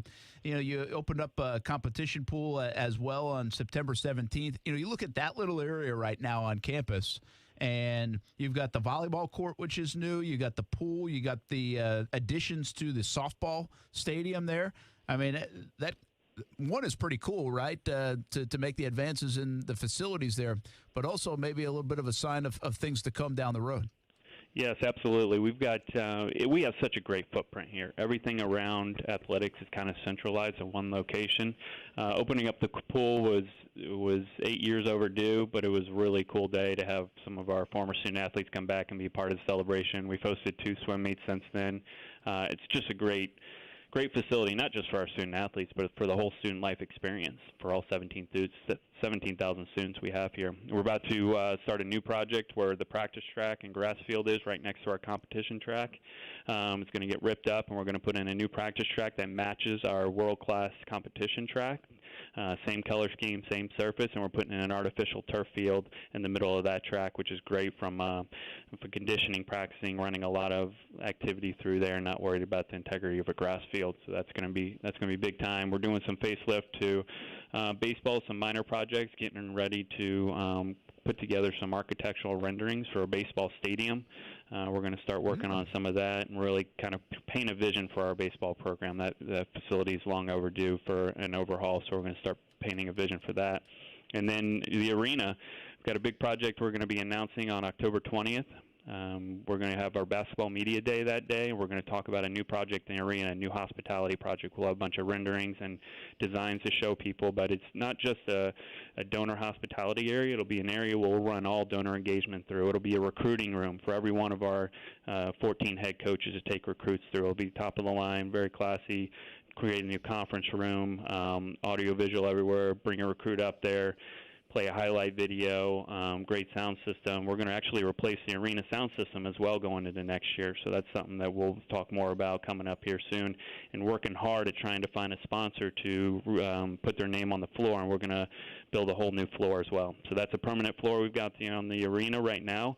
That is the original floor when this thing was built 25 years ago. And so it's on its last leg. It's time to go, and we're looking at that. That's a lot going on right there. Play ESPN I know, right? 690 through that sound system. I thought it was reading from a script or something. We That's can do our insane. we can do our ESPN 690 Olympics over there at the competition field. I like that. And by the way, like how hard is the process? Like if you have the dollars, like if I hit in the crypto world big of just putting like Brenton Austin court, like would that pass through, or somebody would probably be like, nah, sorry, man, that's not going to work. Oh no, it's we'll get it done. I mean, you bring the right price tag. Get that crypto. Okay. I mean, I'm keeping an eye on my Bitcoin. It has jumped up a little bit on us. So some of my other buddies they trade those lower profile coins a lot in and out all day. But I'm staying hold on the Bitcoin myself. Brent, how are we feeling? Should we go halfsies on this thing on the court? Yeah, go halfsies? I'll have to investigate that. Okay. Right. All right. I mean, that'd just be awesome. I have nothing to do, no history at all at UNF. Yeah. But so we just put it on our name on the court. If you're going to put your name on the court, how would you design it? Are you putting like the Jacksonville Pier? Are we putting an ocean scene, skyline? What are y'all thinking? That's a good idea. You know how have you seen like Oregon's court? Yeah. Right, where they got the trees. Oh, I just thought it was going to be because my face and your face, and that was it. Like, just that's the court. It's my face and your face. Yeah. Hey, I'll be honest. One big beard. If I'm going to sell my car and say, sorry, son, no college tuition, like, my face better be on the court. Okay, I'm sorry. I got to be honest with you. I mean, the palm trees are cool, but I need my face on the court. Yeah, that's I'm having second thoughts now. Okay, and I'm going to say, and then also, can I stay there as well at night? Because I need a place to sleep, depending on how much it costs. Don't worry about this. Yeah, that new hospitality area will be perfect for you.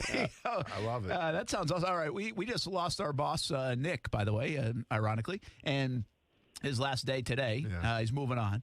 And so I just said to Casey, I said, what's the over-under on how many times we call Nick over the next couple of weeks to be like, hey, how did we do this? What did we forget? Yeah. Bob, what's the password? All right, so I asked you this, I think, when you got the job.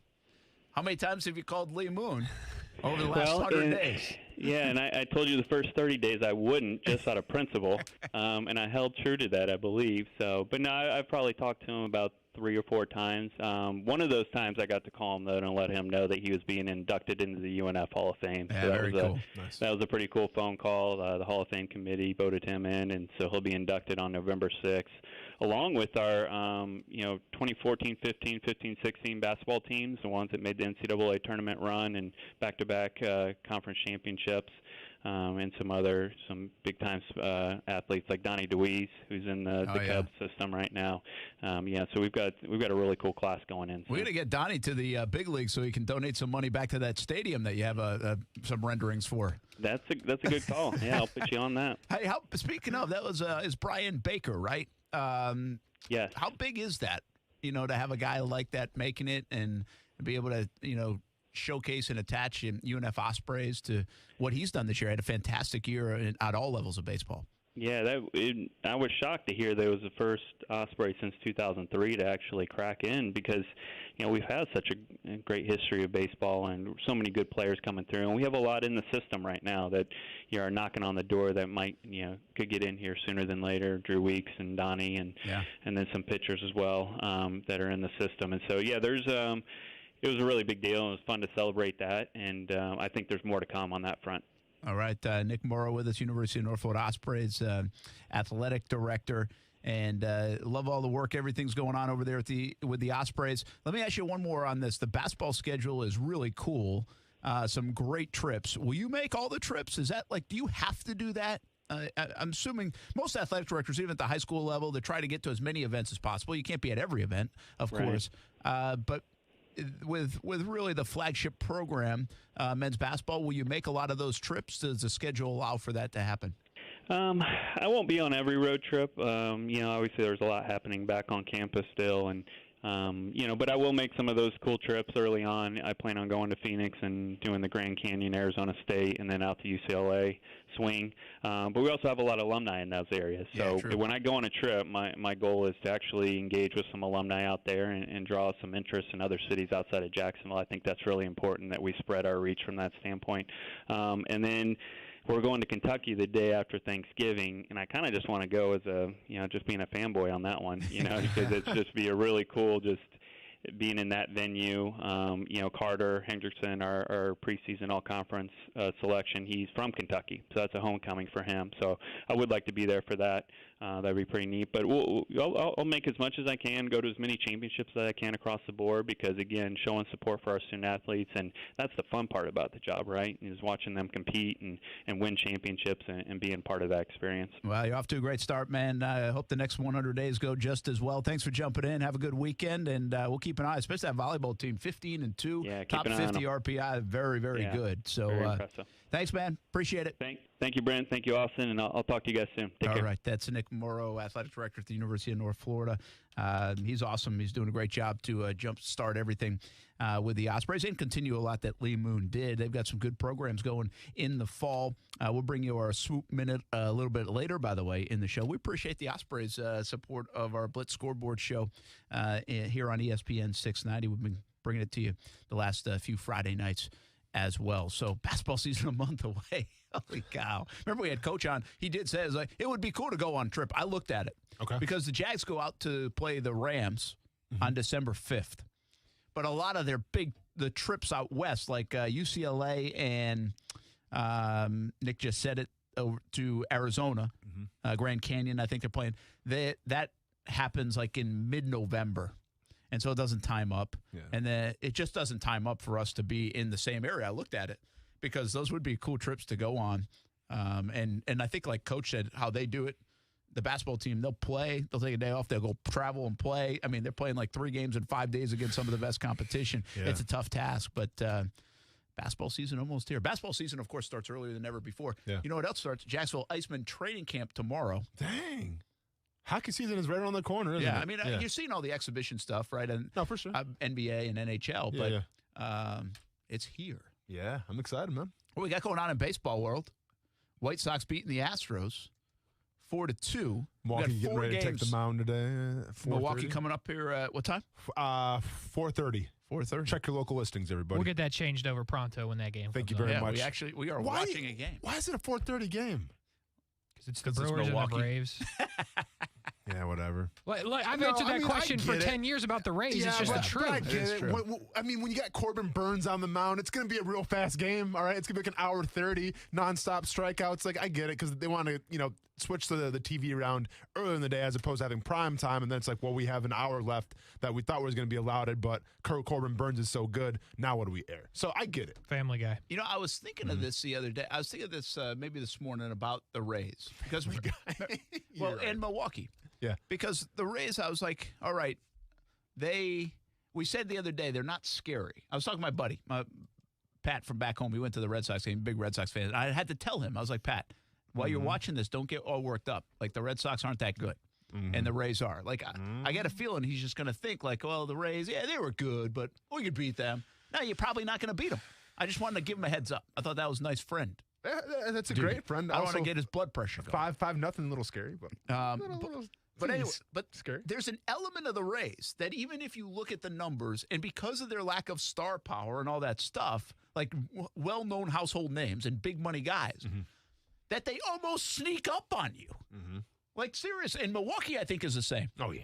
Now, Milwaukee's got a couple of names. Obviously, we all know Yelich, and Burns has got a lot of attention this year. Hader have gotten attention over the years for wrong reasons and right reasons. Peralta, yeah. You know, so they have some, but I think these two kind of teams, especially in the landscape of the Braves, have a lot of big names, right?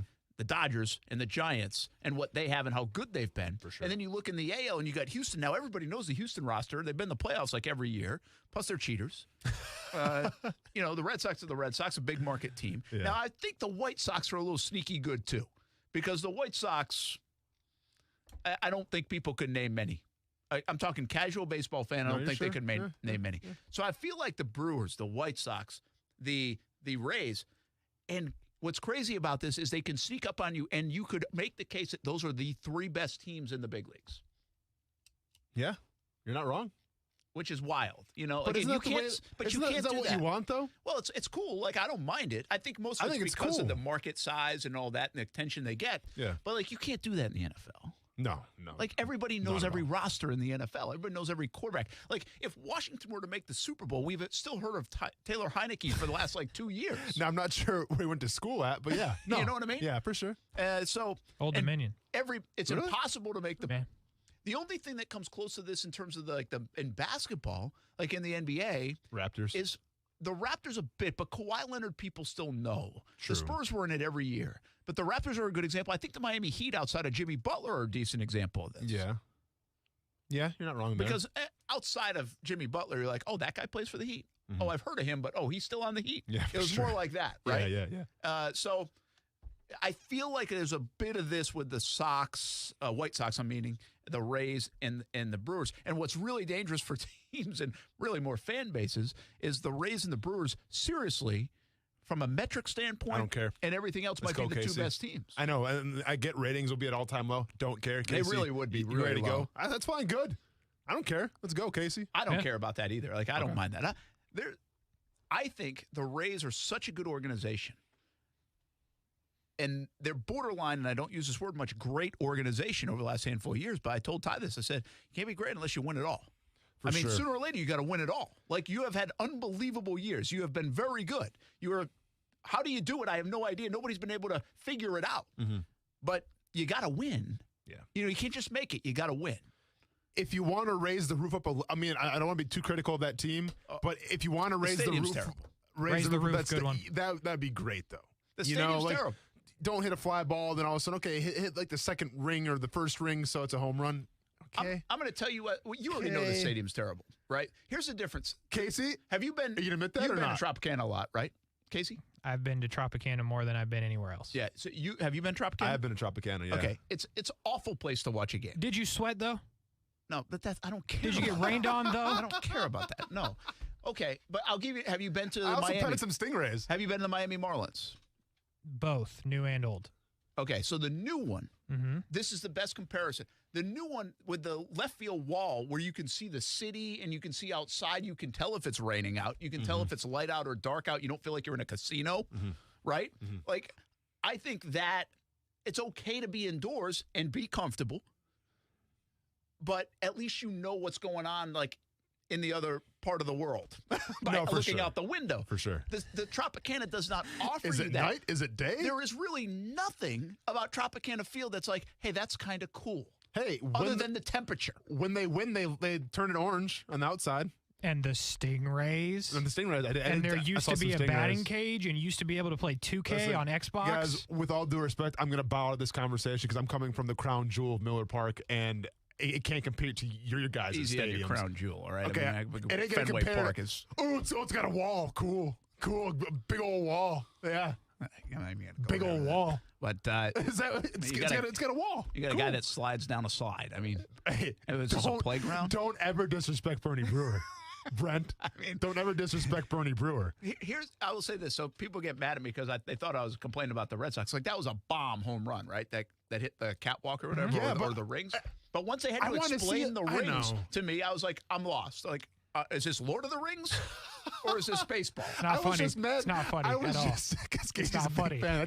But be honest, okay? Like, that was a moonshot that guy hit. I want to see where it was going to go. Me too. They never even did the projection. Yeah. What StatCast or whatever can't Yeah. even tell me how It's far. just like, and then been a good Can't one. blame that one on the race. The announcer went crazy over Rosarena's. I was like, that only went 397, man. There's no doubt the other one went farther than that. It's Yeah, it was a tricky at the moonshot. Trop because they're those like the ball that a Rosarena hit. I've seen it in live 100,000 times, and they look like they're smacked, and then it's only like 8 rows up, and you're like, what in the world is going on? It was a little bit like that.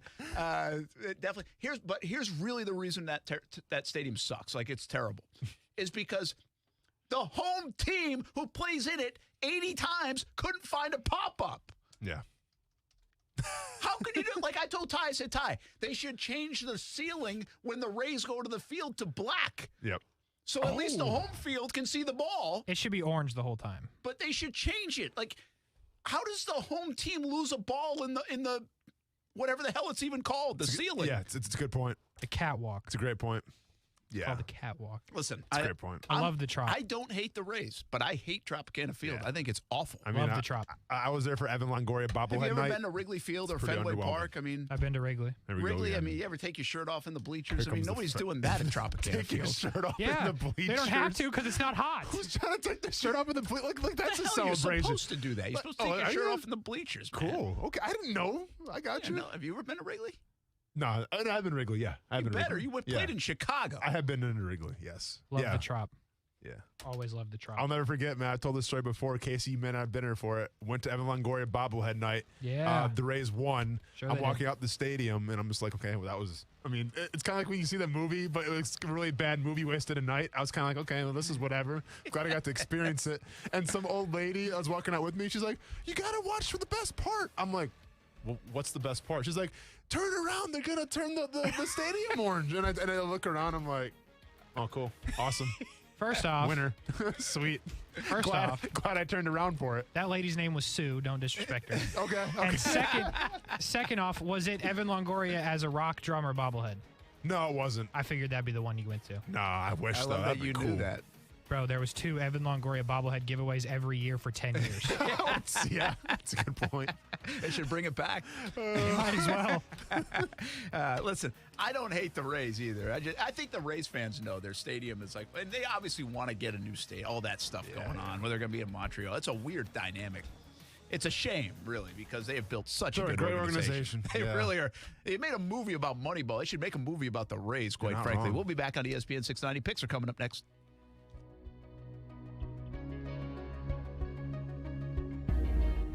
Now, the First Alert forecast on ESPN 690. Very warm and humid today. A mix of sun and clouds giving way to heavy afternoon and evening showers and thunderstorms. Keep an eye to the sky and keep the umbrella handy with highs in the mid-80s, dropping into the upper 60s tonight. Partly sunny, a little bit breezy for your Saturday. A few widely scattered showers developing, but plenty of dry hours and highs in the low to mid-80s. From the Action News Jax First Alert Weather Center, I'm Chief Meteorologist Mike Burrish. Join me today beginning at 5 p.m. on CBS 47 and Fox 30 Action News Jax. The Weather Center is brought to you by Beard's Diamonds. Don't miss Beard's BOGO Wedding Band Sale happening now through October 24th. Bozard Ford, Ford's Garage, and ESPN 690 are proud to present Be the Sun, Not the Salt Community Award. Do you know any coaches, teachers, or mentors who are doing all the good they can in the community and should be recognized and rewarded for being positive energizers and making a difference? Are they kind, authentic, compassionate, and positive? Then tell us why they deserve to be recognized. You and your nominee can win free stuff just for being sunny, not salty. Details and nomination forms are available on ESPN 690's website, powered by Be the Sun, Not the Salt, Bozard Ford, Ford's Garage, and Cox Media Group. Are you a recent high school graduate who hasn't made up their mind about what they want to do for their career? Or possibly you're already working, but you're stuck in a dead-end job? If so, then I'm here to tell you about J-Tech. J-Tech is a local school that offers hands-on essential career training. Have you heard about the massive increase in online ordering since the pandemic started? That means that more people are needed who can service diesel trucks. Diesel technology is an important part of the transportation industry, and qualified diesel technicians play a huge role in keeping that industry moving. At J-Tech, they're helping helping to meet the demand for skilled diesel technicians by offering a 91 credit hour ASE-based diesel technology program. This program is going to help you give you the hands-on skills and confidence needed to launch a successful career in diesel technology. To learn more about JTech, visit jtech.org or call them at 904-483-9460. Ask for Hank to set up an appointment to tour the campus or get your questions answered. That's 904-483-9460 or visit jtech.org. I love football and I love chicken wings. Hey, everybody, this is Brent Mortno. We are a lot alike, right? You love football and you love wings. Let's win the week with Extreme Wings Sports Grill. 4 locations in Jacksonville, Atlantic Boulevard, Ocean Way, 210 in St. Johns County, and the new location on Roosevelt Boulevard near NAS Jax, serving up the freshest, never frozen, world-famous extreme hot wings to Jacksonville since 1999. We like football. We like wings. We love a good deal. To celebrate the grand opening of the Extreme Wings Roosevelt location, get 6 wings, french fries, and a drink for just $12.99 at the Roosevelt location. 6 wings, french fries, and a drink, just $12.99. Active military gets special discounts: jalapeno ranch, Caribbean jerk, spicy blue cheese, lemon pepper. So many flavors to choose from. And, of course, they can make them extreme if you want. Plenty of space at Extreme Wings Sports Grill locations. If you're looking for a place for the entire team, try Extreme Wings Sports Grill. I love it. You'll love it. 4 locations in Jacksonville, including Roosevelt Boulevard near NAS Jax. For the ones who know safety isn't a catchphrase, it's a culture. And the ones who help make sure everyone makes it home safe. For the safety-minded who watch everyone's backs, Grainger offers supplies and solutions for every industry, as well as safety assessments and training to keep your facilities safe and your people safer. Call, click Grainger.com, or just stop by. Grainger, for the ones who get it done.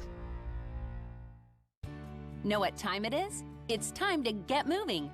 Cora Physical Therapy has opened a new state-of-the-art clinic in Kingsland on Boone at Haddock, and will be opening another one soon in Brunswick. With Cora, you have access to licensed, passionate clinicians, only the most innovative equipment, and life-changing therapies.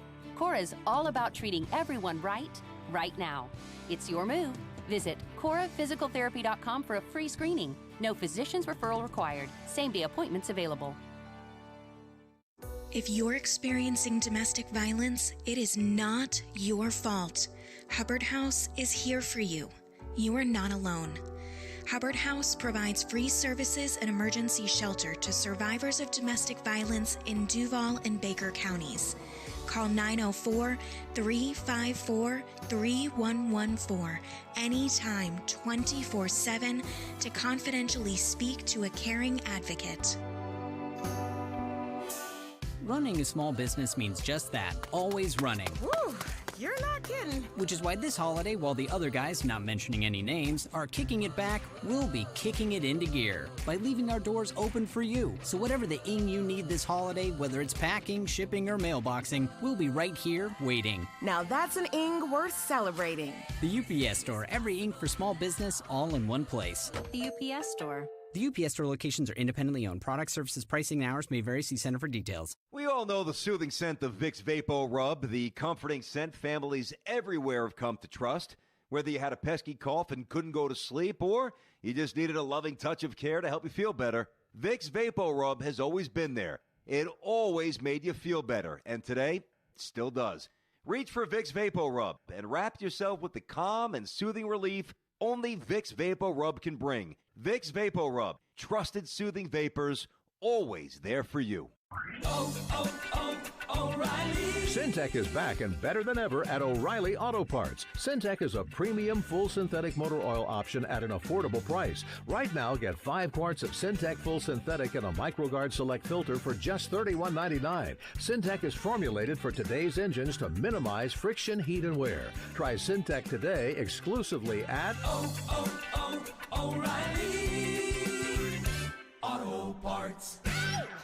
Hey, it's Brent Mortno from Action Sports Jax. Did you know you can watch our radio show? Yeah, video of a radio show. Just search ESPN 690 Jax on Facebook, YouTube, and Twitter. Or follow me on Twitter at Brent A.S. Jax. Watch the show live weekdays from 3 p.m. until 6 p.m. or listen on ESPN 690.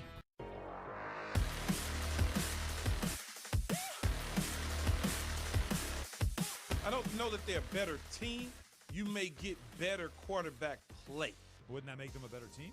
Not necessarily. It does. It not necessarily. We just may see certain things that they are not able to do within their offense that they're able to do with Sam Darnold and not Baker Mayfield, or Aaron Rodgers and not Baker Mayfield. Doesn't make them a better team, though.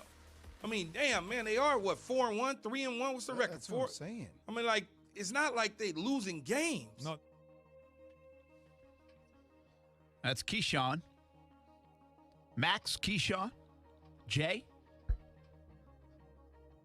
That's in the morning on ESPN 690, 6 a.m. until 10 a.m. I told you I was down in St. Johns County yesterday. Say they get loud and clear on ESPN 690. Well, hopefully you can. From all the way down through Melbourne to all the way up there in Savannah. ESPN 690 all day long. And right here on ESPN 690 in the afternoon, 3 p.m. until 6 p.m. You know, we did lose boss man Nick. We got to thank him, man.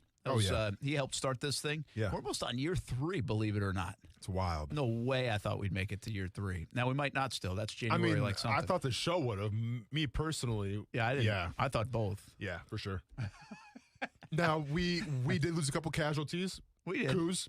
Coos, and now Nick. It's not bad, though. It's a 3-year run with only 2, turnover of 2. No, for sure. And it wasn't like, they got fired. I mean, it's by their choice. It's like, they're on a bigger and better thing. So that's right. Congratulations to them. Yeah, so we appreciate Nick, really, at the end of the day. Boss man Nick, he helped run the board at times. I told them, and I was truthful, probably the coolest boss I ever had. I haven't had a lot of them. I was going to say, you don't get a lot of bosses. I don't get a lot of bosses, but he always let me be me, and that was cool. Yeah, I'm going to let everything. I want to see what he said about us on his way out the door before I'm willing to go there. Like in the press release? Yes. in the Cox Media press release, you think? Yeah. Okay.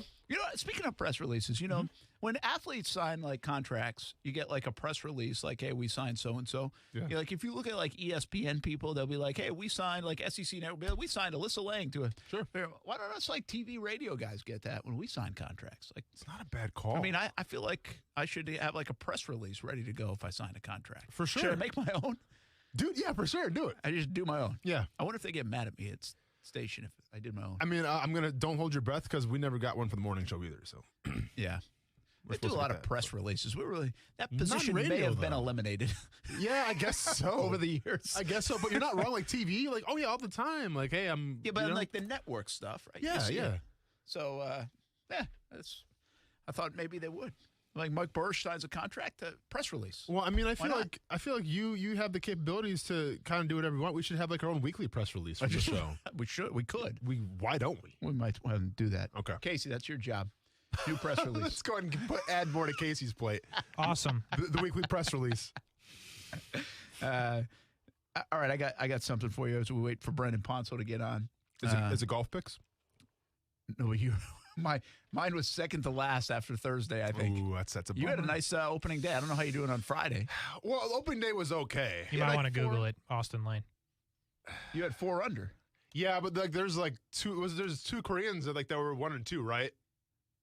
Oh, there were. That's correct. But you might want to Google where you're at now. I just figured Squid Game and everything. It's big time for Korea right now. The Korea's hot, and I figured there's no way my guy. Who would I pick again? Putnam. Was going to be able to compete. You picked Webb Simpson, I think Casey did. He's even. He was even after round 1. I don't know. See, the only reason I brought up golf picks is I know your guy was doing really bad, so that made me happy. Terrible. Putnam. I can't even spell Putnam right. The crazy thing is, you were in 18th place. My guy was in 143rd, and they were only separated by 7 shots. If I could, okay, second. You do it. PGA Whoa! Hold up. Did he go +8? Somebody learn how to putt. Andrew Putnam. -7 today, Brent. Good for second place. He's 11 under. T2. Terminator 2, they call that T2. Unbelievable. Let's go. The butcher. Andrew Putnam. The butcher strikes again. Butcher strikes again. Hey. Those Friday deals. There's still time. No. Call up the tournament. There's still time to withdraw. No, call up the tournament. There's going to be inclement weather coming to Las Vegas. Call up the tournament. Please do more extra COVID testing this week at the PGA Tour stop. Do we know where your guy's at? Doesn't matter. I was so bad. I can't imagine he made a comeback. Now 7 under. Maybe the scoring was better. Yeah. Casey, how you doing? Not good. Wow. Wow, it's going to be a big week for you. Big week for the butcher. Big week for the butcher. Those Friday specials, Brent. You know, those Friday specials when you have the meat that you don't use anymore, you got to put it to the front display. Hopefully somebody buys it. It's those Friday specials. Listen, we pay off the golf picks. Can I pay off my under pick last night? I mean, I know we'll do this next week, but you guys basically looked at me like, did. I mean, the under pick delivered. We did. By a lot. Like it was easy. Yeah, but by the end of the first quarter, I'm like, yep, maybe Brent was right about this one. I thought you were crazy. You know what's wild is if you look, like the Rams have actually scored, like their totals were over 54. 54 was the over-under. The Rams totals were more than that. The Seattle, whose defense is not very good, right? They keep giving up these yards. But go look at the point totals in their games. They were all under 54. Yeah. They've been making big enough plays in the end zone and like the pick. That was a nice pick, by the way, but a terrible throw by Stafford. And so I'll tell you, Seattle's in a little bit of trouble. They can't stop anybody. Russell Wilson has his finger and Russell issue Wilson now. Yeah. Now you figure you can't go too long with that kind of stuff in that division. And the Rams get a nice win on the road. Jalen Ramsey made a play, but it was good to see Jalen Ramsey give up a play, wasn't it? No, for sure. That's the thing. Sometimes you got to give some to take some. But yeah, I mean, was it the first quarter, second quarter? He had the interception. Well, he tipped the interception. I'm like, oh yeah, here we go. That was a terrible throw, really. Like I could have tipped it. It's still a good play though. It counts as a good play. But seriously, I could have tipped it. By the way, he was in the slot on Tyler Lockett. I'm not sure who called that one, but you did. You said Lockett instead of Metcalf. Yeah, maybe you should have had more Metcalf. Do you think they did that because? Maybe, I mean, he was on Metcalf a little at times. But no, that's just what they do. Do you think they did because now they would anticipate him going against Metcalf because everybody was trying to kind of hyping that up, and so they said, "Hey, no, we're going to keep him in the slot here. We're not going to go where you think he might go." I just think this is the MO now of the Los Angeles Rams, where they're going to move them all over the field just to keep quarterbacks on their toes a little bit. Yeah, and again, I do think this is a part of it. The Rams are doing a better job of keeping Jalen Ramsey happy. Yep, and I think that's. There was this big complaint all the way back in 2016 from Ramsey, from Gibson. I want to be involved more. I'm bored out here. They're not throwing my way, and I'm sitting here being the last line of defense in this defense. I can't go make a play. Well, I get that. I get that from a player perspective. Now, from a defensive perspective, it's like do your job, right? I mean, correct. And you still will have time to make your plays, but the way Ramsey was shutting down half the field, they weren't even throwing. He was bored. He seriously was bored. And so from a player perspective, I kind of get why you would say that. But it just seems like the Rams are way more willing to say, hey, let's get you involved. Let's keep you happy. Let's get you let's put you in places they might not expect. And again, a little bit of that's defense, the scheme and all that. But they are doing a way better job of keeping Ramsey happy. And he has matured a lot, too, I would imagine. But like the way you describe it, it sounds like when Rones was like 4 or 5 years old, we had to keep his attention. Like, hey, here's some new toys you can play with a little bit. Don't is cry. It that different? Like, okay. Ooh, you said it, not me, Brent. No, I'm not just saying him. You said it, not okay. I'm not just saying it. I mean, seriously, the players are like that. You played with them. Yeah, like, but I always also, say this about, listen, I love Maurice Jones-Drew. Yeah. Love him. One of my favorites. But he would get pissed sometimes, man. They didn't give him the ball enough. I mean, players are selfish players. They are. In part, they're selfish because they want to help your team win, and they feel like, I'm a good player. I can make plays to help our team win. Give me the ball, or put me in Ramsey's thing, put me in position to make a play that could change the game. So it's not just selfishly motivated, but players are selfish. And, if you're not in it, you don't feel like you're in it. No, I get that, but at the same time, if I'm a cornerback and I'm going to be like the highest paid cornerback in the league, and they're not throwing to me because that's like the ultimate sign of respect, I'm good. Are you though? I could see why that could get boring. I guess. I don't know. I don't know. I feel like I'd be good. I just feel. I don't think so. Okay. I don't think you would be. You'd want a new challenge. You're a competitor. I had enough challenges as it was, Brent, on the defensive line. Thank you very much. Jalen's going to play defensive line. Yeah. Sooner or later. All right, I got one question, then we take a break. I talk about this concert. Yeah, Zach Brown Band. Would you want to see the set list before you go? So, if we're being honest here, I'd like the surprise, but I'm the guy that always looks up the set list before I go to the concert. You do? I do. Yeah. Because you can kind of time bathroom. I mean, you say you like the surprise, and then you look it up. But you kind of time bathroom breaks and all that stuff. That's what I use it for. But now there's some bands out there that have a different set list every single night, so you don't even know.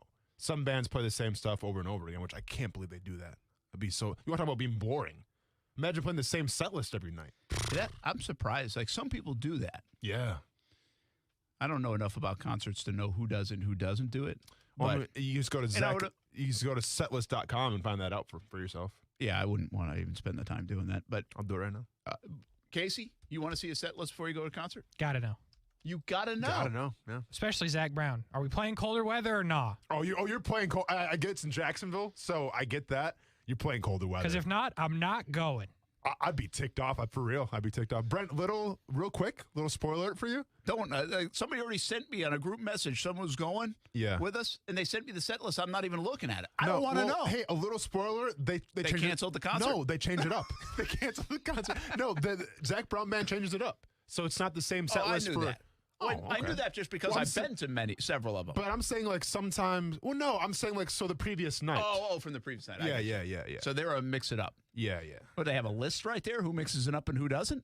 Maybe. Yeah. Probably. Is that what you're looking at? By the way, Casey, might want to go to this concert. All right. Wink. She'll take Kyler. No, I'm good. They play Highway 20 Ride. Highway 20 Ride. It's a great tune, man. Yeah. I mean, well, like I said, are they still doing the thing? I haven't heard a new Zach Brown Band song in a while. They actually have a new album coming out. They've released, like, Same Boat is one of their newest ones that's out on the radio and stuff. But is this part of the deal where you're kind of plugging Zach Brown Band? Did they pay you something? No. Okay. They don't need to pay me. I really like Zach Brown Band. I'm kidding. I like him too. But I will say this. All right, how about this? One last one, and then we'll go. Are you a fan of covers or not? Because depends. Zach Brown Band gets some criticism for covering too many. And what I like about them covering sometimes, well, also, I don't have this vast music knowledge, so right away I'll be like, who the hell is that? Yeah. And but I like watching them cover sometimes because it really shows off their talent. And I think Zach Brown's really talented. And so it shows off their talent. But I leave there sometimes from their concert, be like, hey, can we play more of your songs, the one that I know and can sing to or something? So I'm going to be honest here. And now this isn't tonight's set list, okay? So just take it for that. Goodbye in Her Eyes, pretty good song. I love that song. I've sang karaoke to that song before. They didn't play it recently at a concert. All right. And they played 19 songs. But they played Rocket Man by Elton John cover. They played Enter Sandman. Yep. And In the Air Tonight and Jump Around. Like with the Wisconsin jump. Yeah. Hey, we're all set though, I think, right, Zach? He does it. He'll Zachary. do it. That was only Zachary. He only did 4 of them that night? Oh, no. I mean, they did Big Love, Fleetwood Mac. They did Can't You See, Marshall Tucker Band. Oh, that's a good one. Can't you? Yeah. And then The Devil Went Down to Georgia, which. Yeah, he does that a lot. Yeah. Okay. But, I mean, that's 7 covers. Sandman? Okay. I'm telling you, he'll do Pearl Jam. He'll do John? Yeah. He goes all over it. But it shows his talent. Like, he's a really talented guy. Yeah. And, but Goodbye in Her Eyes is a good song. But he's got like 6 albums out. So if I hear a cover instead of like Highway 20 Ride, I wanted Highway 20 Ride. And I'll be honest, I don't see Highway 20 Ride from the last show. But he played Enter Sandman. All right. Hey, Brent, we have some time here. Do we? I'll explain in the break. So I want to ask you, how high key of a Zach Brown Band fan are you? Top 5? No. Like, I'm not part of like a club or anything. Okay. Can you name anybody that's not Zach Brown? Can you name the band? Oh, yeah. No. Okay, just checking. Casey, can you? Well, I'm looking at it. Oh, I got you. No, I was just wondering if like you were like, oh, that man John really plays that guitar. No. I don't know. John Brown. No. By the way, I was a huge Garth Brooks fan, and I couldn't do that for Garth Brooks. I think like their violinist was or fiddler or whatever was Ty something. Yeah. If I remember correctly. But I am not that guy. Like there are people out there many of you that can name drummers and guitarists and this. Well, no way, not me. Like not even. I can't name like one. Yeah. Like my mind doesn't go there. I have no interest in looking it up. See, it doesn't matter. It just does not consume any of my mental space. You know what's wild? Like some bands, like they have that one guy that's like it's like a random instrument, but you know him. Like I remember Bruce Springsteen, the East Street Band, the saxophone dude. Saxophone. I remember him, right? I can picture him. Yeah, for I sure. have no idea his name. Dave Matthews Band. I felt like he did pass recently, away, yeah. and also I think that the Dave Matthews Band guy, I think he's a saxophone player too, passed away recently. Yeah, but I know can him. see them. Yeah, you see them, but I don't know. You don't know who they them. are. Like I couldn't name them. They stick out though. Yeah. Yeah. Oh, they're a big part of it. Of course. I like that part of it. Yeah. I can name all 3 Jonas Brothers. Does that count? Oh, hey, are you looking for a new job? You can come over to hang out with us, I guess. I'm just saying. Jonas Brothers coming to concert next week, by the way, I think. New Kids on the Block, aren't they coming soon? Are they? I think so. Okay. How do you know that? I saw it go through the newsroom. Sure you I don't know did. when they're coming. Brent, hey, top 5 for Brent right there. New Kids on the Block. I'll be at the New Kids on the Block concert. Missing a show, by the way, because of that. We'll be back. Action and Sports Jags on ESPN 690. We'll do our picks without Brandon if he didn't call in. Maybe he's away. I didn't know. Scared, probably. We got our picks coming up next.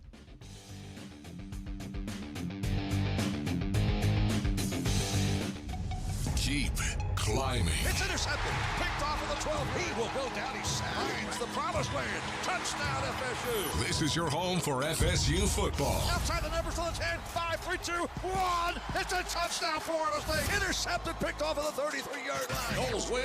Noles win. Catch live coverage of the Seminoles all season long. Right here on your home for Florida State football. Sponsored by Willie Jewell's Old School Barbecue. Smoked for hours. Served in minutes. The Center for Health and Sports Medicine delivers an individualized 360-degree approach to your health, providing a whole-person approach to primary care and sports medicine. With primary care and sports medicine physicians, mental health counselors, the sports performance lab, and 24/7 on-site state-of-the-art wellness center, all under one roof, they'll work to maximize your health by creating a foundational focus on physical, mental, spiritual, and emotional well-being. The MD VIP program provides even more benefits, like appointment guarantees and after-hour care. Learn more at jacksfamilysportsmed.com. If you're anything like me, then cars were an important part of your childhood growing up. Literally, some of my very first memories involved helping my grandpa build old cars. If you're into cars, then you know that the technology is always evolving, which is why there's a demand for well-trained automotive technicians. As a student in the automotive technology program at JTech, you'll be learning basic automotive maintenance, diagnostic procedures, and effective repair methods while using testing equipment and specialized tools. The program also includes training on electrical, HVAC, engine performance, suspension, steering, brake systems, and transmission diagnosis and repair. Their shop settings are designed to represent the actual automotive environments that you will be experiencing when you get into the automotive industry. To learn more about JTech, visit jtech.org or call them at 904-483-9460. Ask for Hank to set up an appointment to tour the campus or get your questions answered. That's 904-483-9460 or visit jtech.org. It's that time of year again, and all eyes are now turning to football as teams are back on the gridiron. BetOnline.net is your #1 spot for all the pro and college football odds and news this season. Get all the updated info on players, teams, and odds to help you with your new football contests, leagues, and new survivor pools. BetOnline.net is the fastest and easiest way to check in on all your favorite sports. Pro sports, MMA, championship boxing, golf, horse racing, they have it all. Bring the game home with BetOnline.net, where the game starts.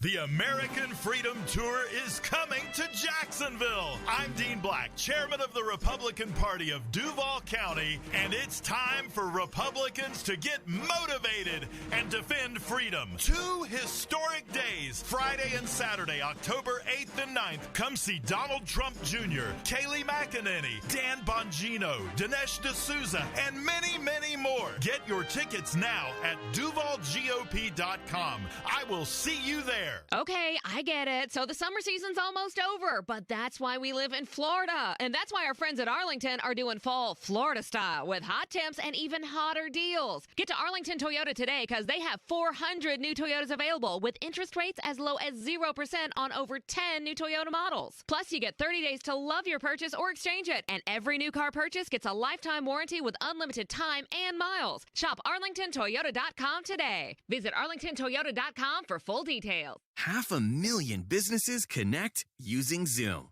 A single platform for video, phone, chat, and conference rooms. Zoom enables real-time collaboration no matter where your teams are. Global enterprises trust the easy-to-use, reliable, and secure Zoom platform to power high-performance teams. Empower your workforce with Zoom. Save 15% on meetings, chat, and phone with a Zoom United bundle. Visit zoom.com/bundle. Zoom, how the world connects. Texting enrolls you into reoccurring automated text messages. Message and data rates may apply. Come on, one more rep. You got this. 10. There it is. Nice work, man. You're a beast. Thanks, man. I feel better than I have in years. And I got to tell you, taking Nugenix makes a huge difference for me. Nugenix? That's the testosterone booster with TV ads with Frank Thomas. The Big Hurt, right? Oh, yeah. This is a legit product. The key ingredient is Testofen, which helps boost free testosterone levels and increase lean muscle mass. Well, it's clearly working for you. Hey, are they still giving out complimentary bottles for people to try it for themselves? Yeah, Nugenix is a great way to increase lean muscle and feel stronger with more energy and endurance. Man, I need to get a complimentary bottle of Nugenix. No problem. You just got to send them a text. Text FORCE to 42424 right now for your complimentary bottle of Nugenix, the #1 selling free testosterone booster at GNC. Nugenix samples are not available in stores, so text FORCE to 42424 right now. Text FORCE to 42424. That's FORCE to 42424. Whether on your radio, on your phone, or your smart speaker. Now playing ESPN Radio. He's seen guys that's not even going to make the team. He's going to throw for 4,000 yards in a game.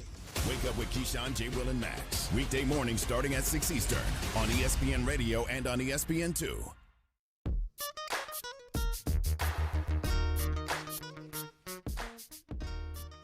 That was never a strike, whoever that was for the Braves. Is that Riley? Yeah, it's Riley. It's big. Sometimes I don't know what these guys are looking at. I mean, they're so good at taking some pitches, and other times like, what was that? That was never a strike, man.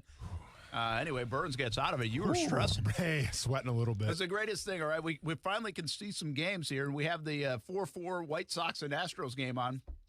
And Austin's like, hey, he's watching the Brewers game. Burns is off to a terrible start.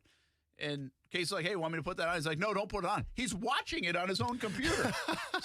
He's like, okay, they got the guy out at home on a great play. Now you can put it on. Yeah, it's like it's already on. But I was going to turn it off because of the way it was looking, the way Burns was looking in the beginning, a little nerves, little nerves out there. The way it was looking, I was going to turn it off myself. So I didn't want to see an extra game going on. All right, Casey, let's rifle through this. Braden Ponsel will get his picks later on. JacksCoastalHomes.com usually joins us. Not right now. Let's go quick. Arkansas plus 5.5 at Ole Miss minus 5.5. I'm going to say Ole Miss bounces back better than Arkansas does. Oh, welcome to the lane train. I'm taking Ole Miss as well. Now I hope I lose. Give me Arkansas.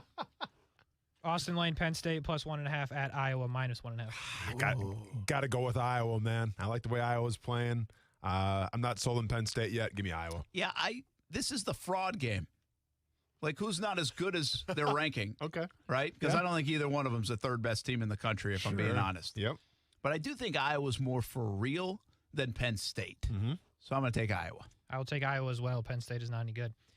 Not any good. They're fourth in the country. Well, yeah. Anyway. Well, nobody's really that good in college football. So. That's my point. We'll go to the NFL. Brent, Cleveland plus 2 at L.A. playing the Chargers, obviously minus 2. That's a tricky one. Obviously, all the stuff coming out about Baker Mayfield and the injury. Even before that, I had the Chargers in this game. I'll take them until they start to show signs of slowing down. They're really good. Casey, go ahead. Take the Chargers as well. Taking the Browns. I think the Chargers can't stop the run, that they can slow the game down a little bit. I think this is a must-win game for the Browns. Baker Mayfield's shoulder's a little banged up. Don't care. You got Nick Chubb, Kareem Hunt.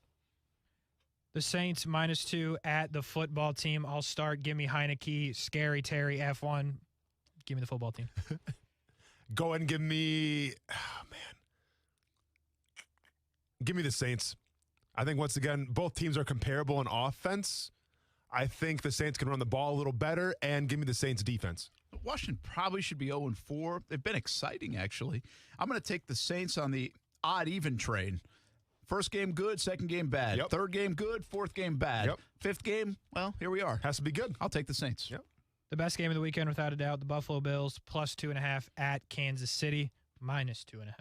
You know, it's a weird thing here. You would think this would kind of be like the Rams and the Bucks, where it means more to the Bills to get the win. Mm-hmm. But I actually think this might mean more to Kansas City not to go to 2-3. That it does. And at the same time, I think the Bills are playing so good, I got to see them play poorly. I think the Bills are better right now. They're going to go to Arrowhead and win. You're not wrong, but I can't pick against Arrowhead. I can't pick against Andy Reid and Patrick Mahomes, which seems like a must-win game for the Chiefs. Give me the Kansas City Chiefs. Give me the Bills. The final game on the picks. You know the situation. I'll take the Titans. Yeah, Titans. Okay, good. Awesome. We're done. Casey, Titans? Obviously. Obviously. Yeah. Okay. I mean, what am I supposed to do here? What do you want to say? One thought here, okay, as we blitz through that. if the Chiefs lose and go to 2-3, is there a reason to be concerned about the Chiefs? Because the division's pretty decent, and now you're starting to get behind some other teams even in the other stuff. They're not going to get home field if they keep up like this, and that's big for the Chiefs. Arrowhead's a crazy place. So could this be an off year for Kansas City? Could we start to see some, even as good as Mahomes is, they just might not be able to find it on defense and everything else? I mean, you very well could be onto something here because I'm looking at their schedule after that Bills game. Now they got Washington next, then Tennessee, New York Giants. I mean, okay, but then you got Green Bay Packers, you got the Raiders. I mean, they're going to play a hard schedule. And that's the thing. It's your division opponents look pretty tough so far. Yeah. So, yeah, I think you would be concerned about I think you could them. be looking at two really good quarterbacks in Mahomes and Wilson that are playing on teams that really aren't as good as we usually think they are. It's a possibility. Let's see what happens this weekend first with Kansas City against the Bills. Football at 5 coming up. Action Sports Jax on ESPN 690. For the ones going above and beyond. For the ones reaching out, helping out, and lending a hand. For the ones people count on. You can count on Grainger. Grainger offers supplies and solutions for every industry, backed by 24/7 customer support and specialists to help with hard-to-find products. Because you've got everyone's back. We've got yours. Call, click Grainger.com, or just stop by.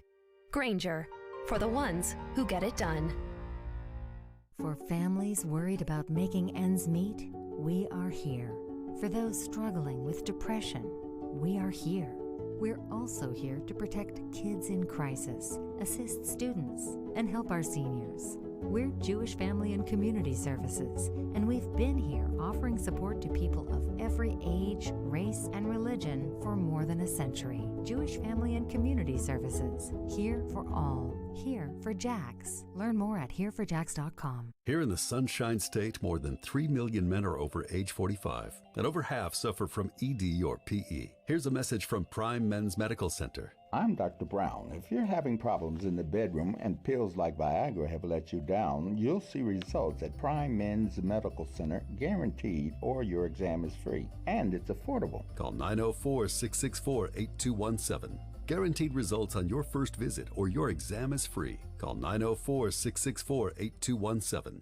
For 50 years, Taylor has been a leader in caring for the elderly. Providing quality, compassionate care has always been our mission. At Taylor Care Center and Taylor Manor, our recipe for success has always been our exceptional team. They work tirelessly to ensure that your family member gets the best care possible. When residents were not able to spend time with you and your family, our team stepped up to celebrate birthdays, anniversaries, and special occasions. Our dedicated staff is among the best in the business. Taylor Residents, providing safe, compassionate care every day. It's a new approach to healthcare. The Center for Health and Sports Medicine is built on the pillars of health: physical, mental, spiritual, and emotional, with primary care sports medicine physicians, mental health counselors, an advanced diagnostics lab for wellness and sports medicine, and 24/7 on-site state-of-the-art fitness facility, all under one roof. What does this mean for you? As a Center for Health and Sports Medicine patient, you'll receive medical care in a collaborative, proactive, goal-oriented manner. In other words, everything they do is centered around you. Learn more at jacksfamilysportsmed.com.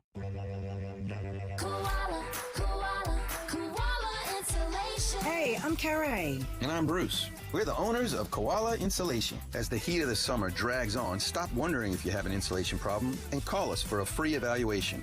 We don't quote over the phone or just poke our heads up in your attic. We do a full evaluation to include attic ventilation needs as well as insulation.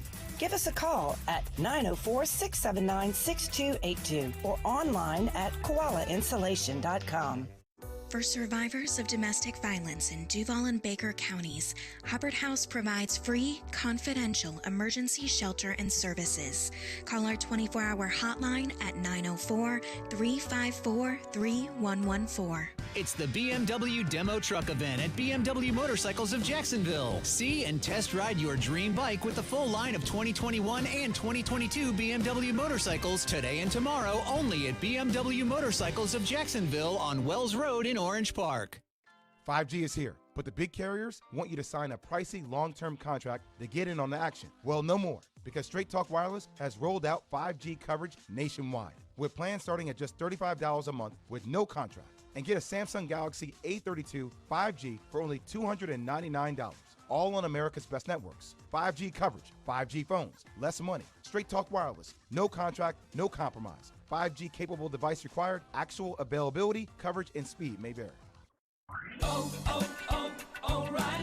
O'Reilly Auto Parts specializes in keeping your car on the road. Not sure how much life is left in your battery? Our professional parts people will test it for free. If it does need to be replaced, we'll help you find just the right one to fit your car. Our Superstart batteries are built to handle even the toughest conditions. Visit O'Reilly Auto Parts today. O'Reilly Auto Parts. Broadcasting live from the ESPN 690 Anajar and Levine studios. Anajar and Levine Accident Attorneys. Call 904-600-4000. That's 904-600-4000. ESPN 690. Jacksonville's home for ESPN Radio. WOKV Jacksonville. Listen live everywhere you go on ESPN690.com. ESPN 690, a Cox Media Group station. Broadcasting live from the ESPN 690 Anajar and Levine studios. This is Action Sports Jax on ESPN 690 with Brent Martineau and Austin Lane. For Trevor and his longevity in his career, he needs to learn to be a pro quarterback. That's the decision we made. So, yeah, I have. I see the improvement on offense. I see the improvement by Trevor. And I think Schottenheimer's done a heck of a job with him. You look at game 1, game 2 to now, and even in practice, his knowledge, his understanding of the offense, his understanding how fast defenses are, and those windows aren't the windows that we're used to in college. How will Trevor Lawrence play this week? Talked about it a little bit yesterday. Trevor Lawrence overall can make any coach look good. Trevor Lawrence, Tim Tebow, Alex Smith, those kind of guys can really make Urban Meyer look good. Mm-hmm. Trevor Lawrence this week can really help Urban Meyer. I believe that. I think this is for Urban, if I'm going to bed on Saturday night, I'm like, in Trevor I trust. Yeah. You know what I mean? For sure. Because he can make a lot of this. We've talked about it. I think it's an interesting dynamic. I think Trevor has already made everything okay in Jacksonville when there's been a moment. I don't remember him as much with the Doyle stuff, but if you go back to Tebow coming on board and everybody was up in arms about that, and it was a polarizing topic. What did Trevor do? Trevor was like, listen, it's cool, man. Great to have him. Mm-hmm. You know, he's a great team. I've always looked forward to meeting him, blah, blah, blah, blah, blah, that kind of stuff. And I was like, okay, Trevor's cool with it. Because what do we debate? Is this good? Is Trevor going to like it? You know, does he think they might throw a couple quarterback plays in? Blah, blah, blah. Well, I think you come to this situation, and Trevor had a good tone. He said, listen, I still respect my coach.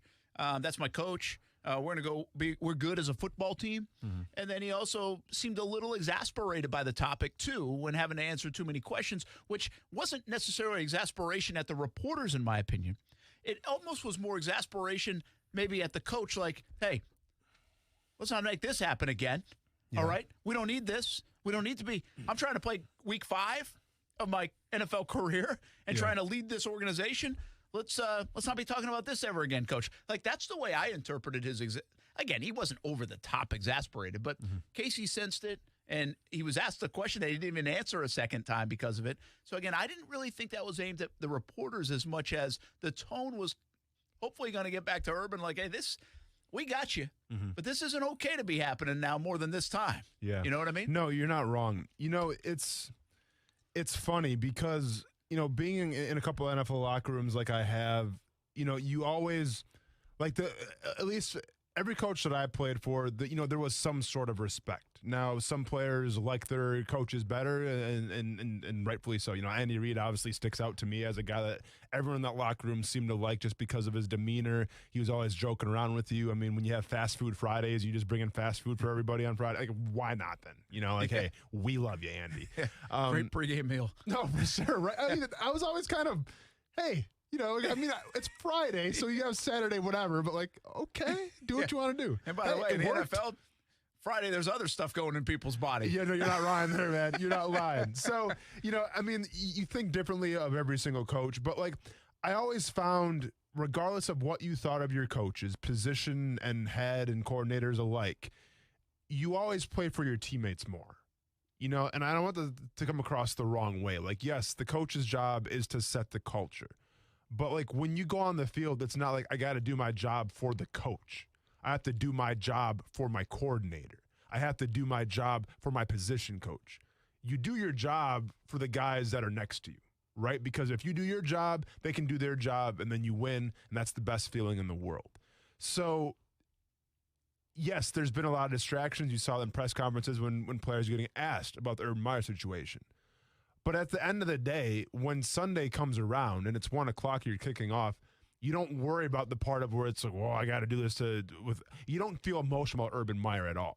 All you're trying to do this is for your teammates, you know? And I think if you look at Trevor Lawrence's Instagram, you saw that when he posted that picture of the huddle and saying, we're all we got. It's about us. Yeah. It's about us. Yeah. So something to keep in mind as well. I keep saying this. What does a Trevor Lawrence next step look like? I don't know what that is. I get the win. The win is obvious, but he was 17 of 24. He used his legs. He made good decisions. I know you didn't love the decision down at the goal line not to pitch the ball, and I understand he didn't execute that play. But, I mean, listen, if we can get any quarterback in the NFL to not execute one play the way it's supposed to run, you're not going to really pick that apart. That came out at big time.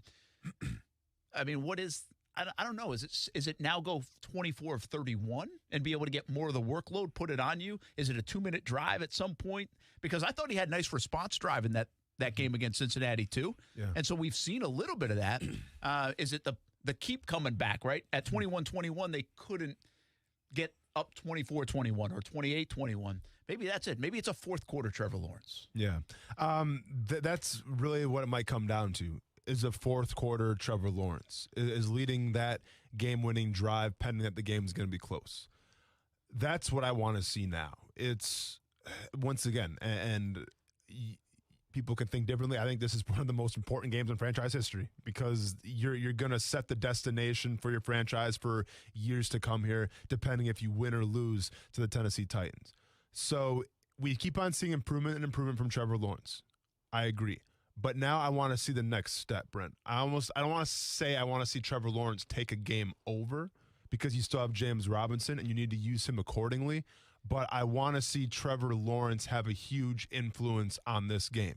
I think if you go back to Thursday night, we saw a lot of great things from Trevor Lawrence, but did we leave that game saying, hey, his thumbprint was all over that game? His influence was all over that game. I think the story was more James Robinson, as it should have been, because James Robinson had a hell of a game. I want to leave this Sunday when I'm walking out of the stadium saying, man, Trevor Lawrence was all over this game. That's fair. Yeah, I like that. I like what you're saying. All right, let's go to Nashville right now and visit with our friend Steve Lehman from News Channel 5 there in Nashville. And Austin has... By request. By request, by the way. Best dressed man in TV, apparently. This is a radio show, but I hope you have a tie on.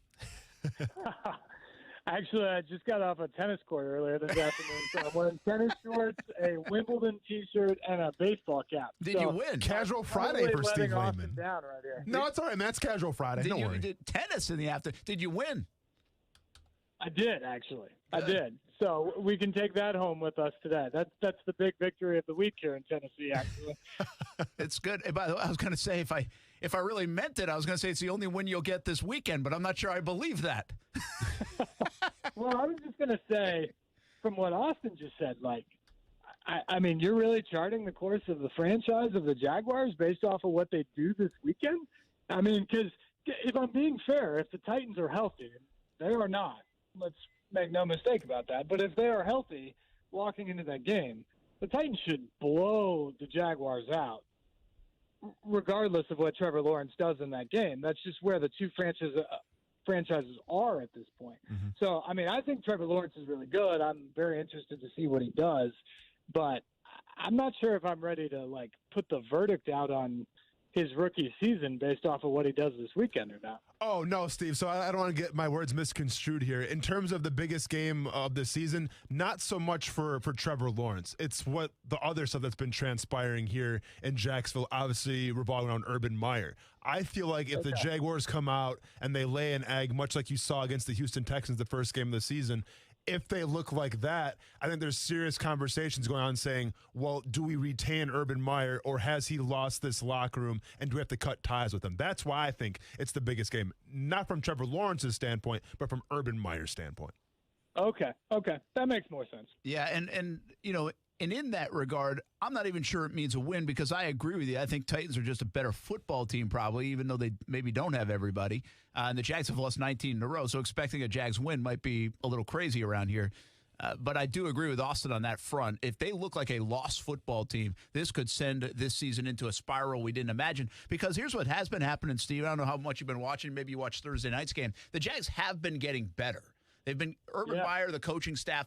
Now, they started very slow, and it stunned us how bad they looked against Houston. We didn't expect this team to win 12 games to go to the playoffs, but they looked really bad. But they have gotten better in areas throughout the last month. If they take a huge step back, this will maybe be a signal that, hey, Urban doesn't have this locker room, the rest of it. So it's. I think people feel that way in Jacksonville. We don't know if we're right, but it seems like a big game from almost like an optic and perception point of view on Sunday afternoon here in Jacksonville.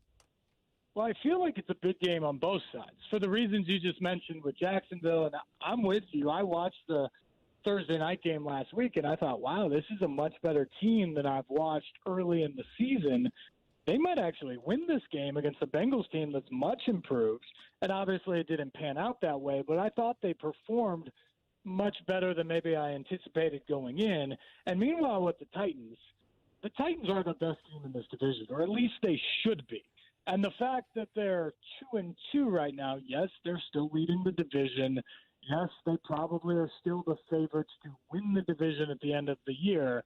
But the fact that they're only 2-2 and the way it played out has everybody here a little bit nervous about what's going on. And they just lost to a winless team last weekend in New York. If they go to Jacksonville and struggle, even if they win but struggle, if they don't take care of business this weekend, people are going to be very, very frustrated up here about the way this season has started with this team that people expected to take to the next level. The Titans have been a good team for 4 or 5 seasons now, but people here are waiting for them to take that next step where they're not just a good team, but they go to the great level. They might be able to compete with the Chiefs or whoever and be a real contender in the AFC. And so far this season, we just haven't seen that. And if they are in any way, shape, or form that type of team, they have to go take care of business this weekend in Jacksonville and then build on that as the schedule gets tougher over the next few weeks. Yeah, that's a good feel for what's going on in Nashville. Steve Lehman joins us, News Channel 5, WTVF in Nashville. Joins us before this Sunday game. That'll be on CBS 47 here locally. Jaguars and Titans, week number 5. It's interesting you said because outside of a second half in Seattle, like if you didn't have that in Tennessee land, wow, people would be like, what's going on? That really saved kind of some of the optics going on in Tennessee, I would assume. And also, it's a weird stat. Mike Vrabel's now 0-4 against rookie quarterbacks, man. That is so odd. Like, why is that? I have no idea, Brent, and I think that's a frustration around here, too, because Mike Vrabel is supposed to be a defensive guy, right? And so his defense, which has been the subject of a lot of criticism around here in Tennessee, last year they were one of the worst defenses in the league, finally gave the official title of defensive coordinator to Shane Bowen in the offseason. But people wonder why this defense isn't better. Why the scheme hasn't produced more than it has up to this point. And I think the rookie quarterback statistic is maybe the most poignant of all of it, because if your scheme is good, who cares about the actual talent on the defense? If your scheme is good, you theoretically should be able to confuse some of these rookie quarterbacks to the point that you can steal a game here or there. And most of these rookie quarterbacks aren't even on good teams. So the idea that the Titans are 0-4 in those games is really mystifying to a lot of people around here. But, yeah, no, it's exactly right. The Titans have to play well this weekend. They need to be better defensively. They need to not let Trevor Lawrence take them over in the second half of the game like Zach Wilson did in New York over the weekend. And that's just the bottom line. People in Tennessee expect much more from this team than what they've seen. And through 4 games, yes, they're 2-2. Yes, they're at top of the division.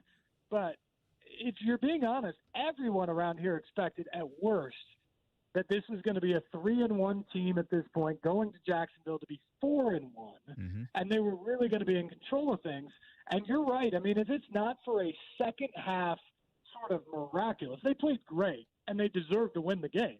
But if it's not for a second half complete turnaround in Seattle, This team's 1-3 right now, and the questions would be literally oozing off the paper if that was the case. Well, and Steve, and you mentioned Seattle, and I watched that game. And it was a classic example of a team in the Tennessee Titans staying true to their identity and what they do with Derrick Henry. They go down big, and I'm like, you got to stop handing the ball off to him because you're going to fall way too far behind with the clock management and everything. There's no way you can come back and win this game with Derrick Henry. Well, they did. I was proven wrong. This team still revolves around Derrick Henry. I get that. But now we have a Titans team coming to Jacksonville, getting ready to face Joe Cullen, defensive coordinator who I played for before, who you saw last year at Baltimore as a defensive line coach, who takes great pride in shutting the run down. Do you see it's going to be a big dose of Derrick Henry this week in Jacksonville? Or do they try to get A.J. Brown going, a guy who needs to get going to be successful, I feel like, with this team, and try to get Ryan Tannehill some more confidence? Well, I guarantee you, Austin, that the game plan is going to revolve around Derrick Henry because the last 5 games against Jacksonville, the Jacksonville Jaguars franchise and the basic roster in front of you, he's run for over 700 yards in those 5 games. So they're going to hand the ball off to him and hand the ball off to him a lot and expect for him to perform. But I do think if you get A.J. Brown out there this weekend, if you get Julio Jones somehow maybe able to go, like, you're going to find a team that is going to be more diverse than what they've been. They've gone all in on the run at the beginning part of this season, and they've frankly had to, because even last week in New York, that's the first time that Derrick Henry has rushed for more than 125 yards, and the Titans have lost in his career. But it's because it's the first time that they've had nothing else going. When he's run for 125 yards, generally that means that they can go to the play action, they can get the big play down the field, they can do all that stuff in the passing game. They couldn't do that last weekend. The Jets basically said, we don't believe any of your receivers can get open and hurt us, and so you can run the ball all day. We're just going to continue to play the defense the way we want, and we don't believe you can throw on us. And the Titans essentially didn't have a pass play more than 10 or 12 or 15 yards throughout the entire course of the day. And so it didn't matter that Derrick Henry ran for 157 yards. They hope that they can get more of a pass game going this week, but there's no question.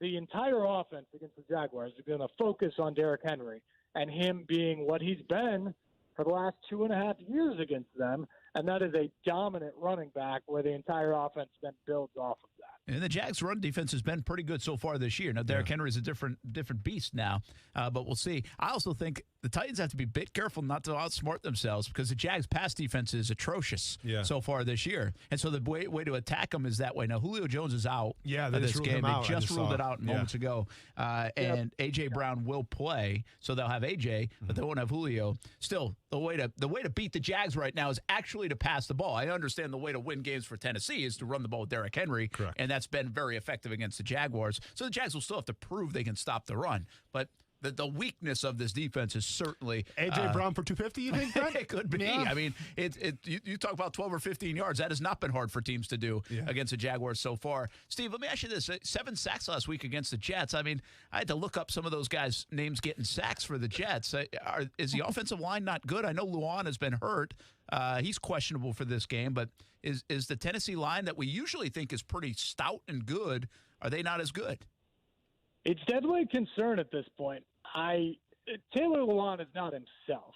So you start with that. The best lineman on the team, your left tackle, who's been to 3 Pro Bowls, tore his ACL last October. He's not quite a year back from that. And while he started in week 1, he's clearly not healthy yet, and he's working his way back into being in that form. Roger Saffold has been great at left guard. He's a high-priced left guard that's part of maybe the most expensive left side of an offensive line in the entire NFL, but he got a concussion last weekend, so he's dealing with that. Ben Jones is a reliable center, but he had a neck injury last weekend, so you're dealing with that there. And then the right side of the offensive line just hasn't been very good. Nate Davis is a third-year guy. He's been okay, but not great necessarily. And then they've used David Quessenberry on the right tackle position. And while he was pretty good to start the year, he gave up 3 sacks last weekend. And so the whole goal with the Titans was we're going to have an okay right side of the line with an incredible left side of the line. That's just the way they're built. And what it's turned out to be is the left side hasn't been as good as they expected because Lawan's still working his way back from injury. And the right side probably hasn't been okay in the way they hoped. And so to this point, it's been really disappointing. They've been really good in the run game to this point, in just point-to-point blocking and getting Derrick Henry space. They've been very good. That's why his numbers look the way they have. But they gave up 6 sacks in week 1 to Arizona. They gave up 7 sacks last week, and Ryan Tannehill's now been sacked more than any other quarterback in the NFL. That can't last. Otherwise, Ryan Tannehill won't last. And so that is a real concern heading to Jacksonville and into the rest of the schedule. They absolutely have to be better. Yeah, it's very strange to say, but I think I would say right now the Jags offensive line's better than the Titans offensive line. I mean, I'm not sure fans even want me to say that around here because they all hate their offensive line all the time, but Jags offensive line has actually done an admirable job so far this season. Steve Lehman, all right, who are they more excited about, a 3-2 record for the Titans or the season about to start for the Predators?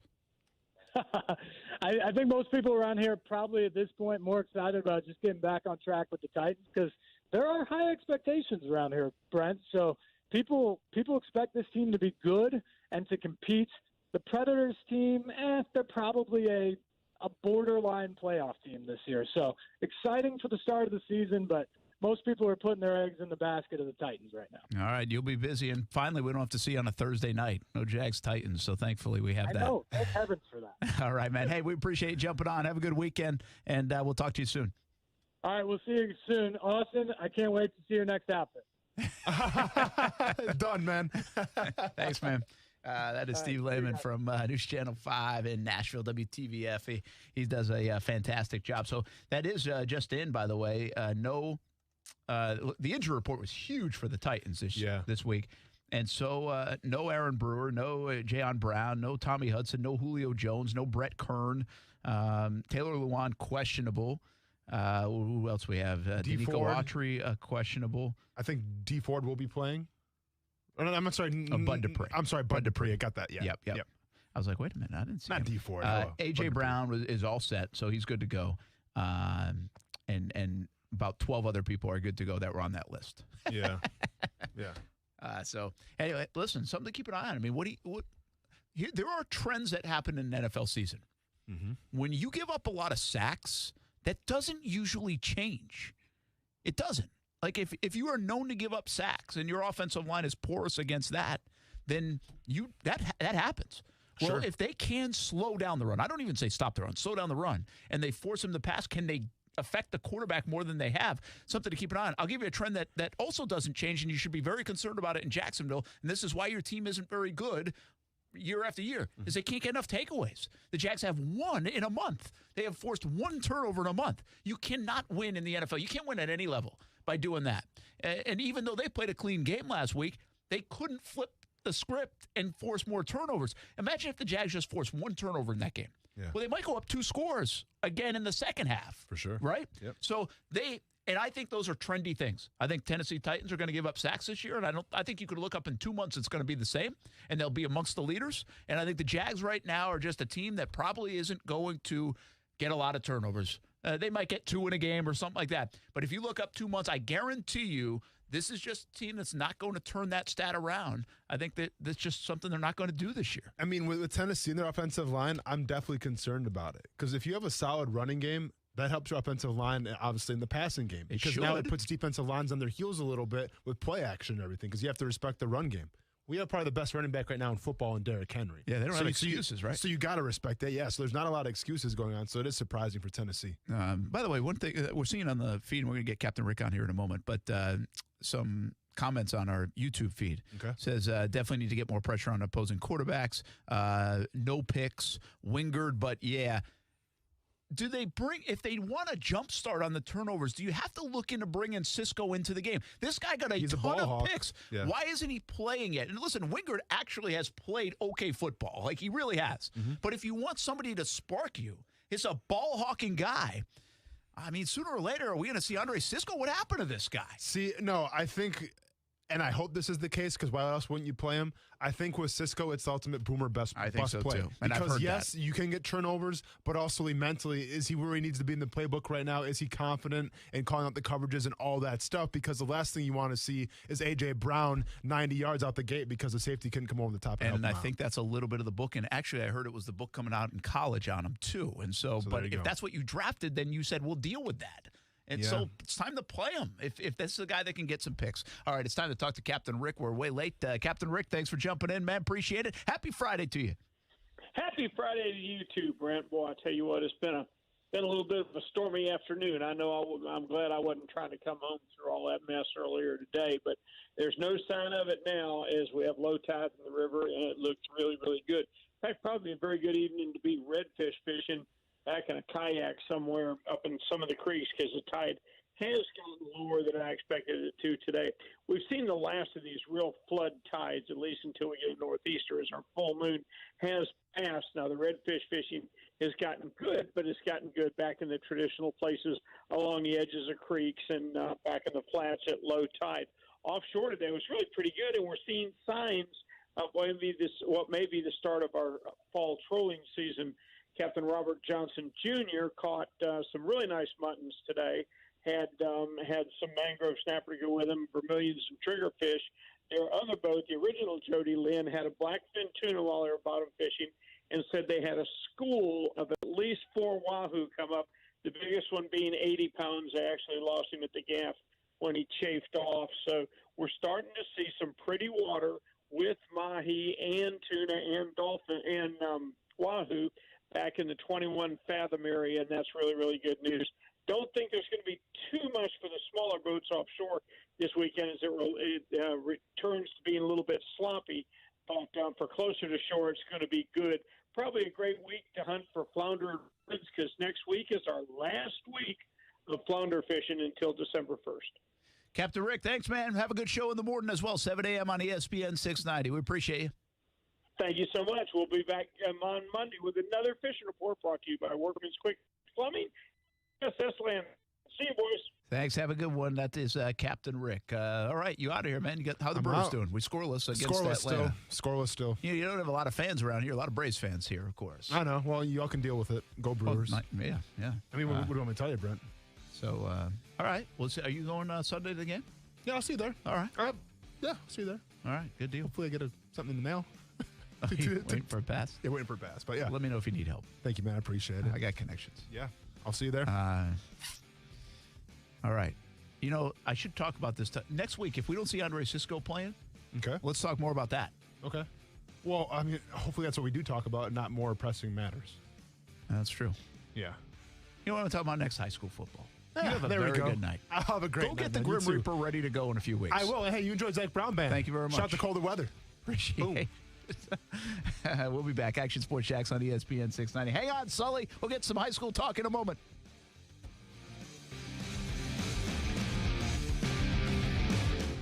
Now, the First Alert forecast on ESPN 690.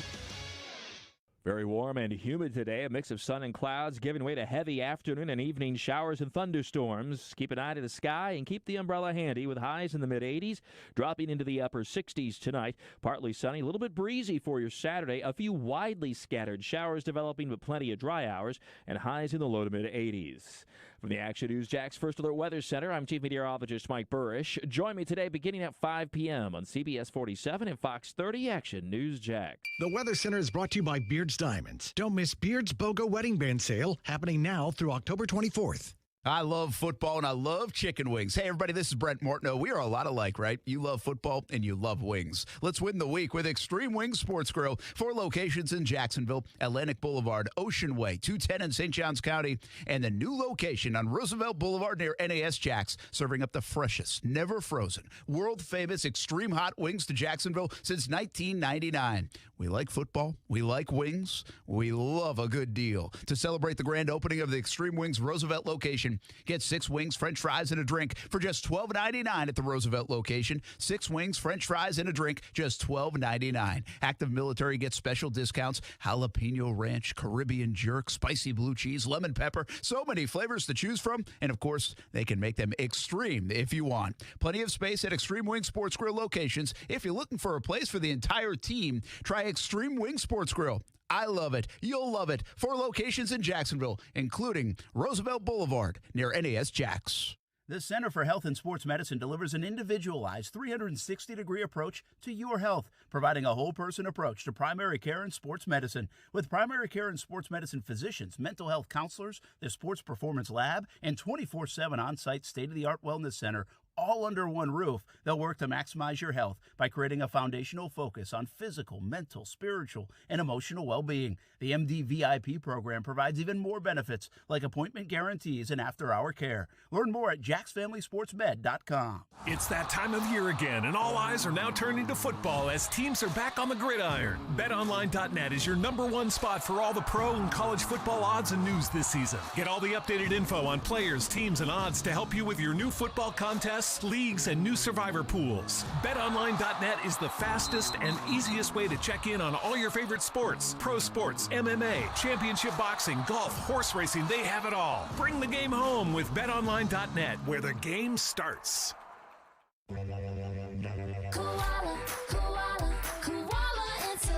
Hey, I'm Carrie. And I'm Bruce. We're the owners of Koala Insulation. As the heat of the summer drags on, stop wondering if you have an insulation problem and call us for a free evaluation. We don't quote over the phone or just poke our heads up in your attic. We do a full evaluation to include attic ventilation needs as well as insulation. Give us a call at 904-679-6282 or online at koalainsulation.com. He's kept you ahead of storms. This is going to be a very active afternoon of storms. He's taken you inside storms. Look at the Reds then that have shifted a little south of Jacksonville. And for 33 years, the Chief has seen it all. Forecasting severe weather days in advance. So when storms are headed your way, there is only one meteorologist to turn to tonight, the Chief. The knowledge and experience of Jacksonville's Chief Meteorologist, Mike Burrish. Action News Jack's First Alert Weather, only on CBS 47 and Fox 30. USA Gun Shows is coming to the Ramona Pavilion Ballroom Saturday and Sunday with ammo, hundreds of guns, knives, and more with conceal and carry classes. Discounts for law enforcement, military, and firefighters. Opens at 9 a.m. Follow USA Gun Shows on Facebook and online at usagunshows.com. Smoke for hours, served in minutes. Now that sounds like good barbecue. And it is at Willie Jewell's Old School Barbecue. Open 7 days a week. Try the smoked wings, southern sides, and big old platters. Trivia night and kids eat free specials during the week. Check out the Willie Jewell's app and catering for all events. Order online and skip the line. Visit williejewells.com to see other locations in Florida and Georgia. Yulee to St. Augustine, Brunswick, and Kingsland. Willie Jewell's Old School Barbecue. Smoked for hours, served in minutes at Willie Jewell's. Injuries on the job can cause you to lose control. I'm Glenn Levine from the law offices of Anajar and Levine. Money is not coming in and your medical bills are piling up. Our legal team is here to help. We can help you file all your workers' compensation claims to make sure you get the proper benefits you're entitled to. If you've been injured on the job, call the law offices of Anajar and Levine at 904-600-4000. That's 904-600-4000 for a free consultation and take back control of your life. Office in Jacksonville. It's the BMW Demo Truck Event at BMW Motorcycles of Jacksonville. See and test ride your dream bike with the full line of 2021 and 2022 BMW motorcycles today and tomorrow only at BMW Motorcycles of Jacksonville on Wells Road in Orange Park. From the biggest names in sports, Justin Herbert, ladies and gentlemen, to the stories that matter. The New England Patriots want to play that way. They want to protect and plenty of opinions. It's simple. Justin Fields is better, but I'm willing to. And it starts every morning with Keyshawn, J. Will, and Max, right here on ESPN Radio.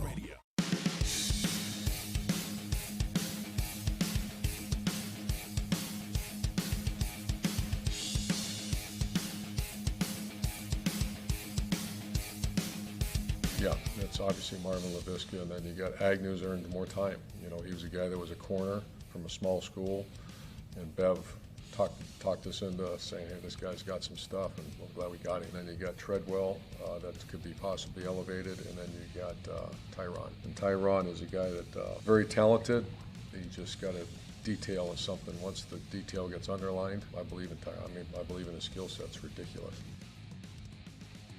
All righty, we'll see if he can get going. Everybody was excited about Tyron Johnson, but nothing happening so far. Details. It's the little things. By the way, thanks to Lawrence on the messages. I'm assuming he's on YouTube. Says he likes the show and says section 242. Well, I'll be down to section 203 probably on Sunday for at least a little bit with the fam. I would like to pop down there and say hello and watch the game. I like watching the game from outside. It's gives you the feel of what's going on. Hopefully it's a good feeling. Let's bring in coach right now, Kevin Sullivan, our Hall of Fame coach. Helps us cover all the high school things here on ESPN 690. That includes the Blitz Scoreboard Show tonight, 9 o'clock. I want to go until 10 o'clock tonight, 9 until 10 o'clock. Stuart Weber's going to host. I'm going to a concert, Coach. You're stuck with Weber. Listen, I can't believe Austin, because I was just getting ready to tell you. He said, I want to see you again, but I'm stuck in colder weather. That's my song, man. I love that song. It's a great song. It sounds like it's Casey's, too. I mean, everybody likes that one. That's not my favorite of the Zach Brown songs, but I do like it. Have you seen Zach Brown? Yes, saw him one time a couple years ago, actually, I think in the stadium. He played. Show. They had that big show. Yeah, that was the first time I saw him.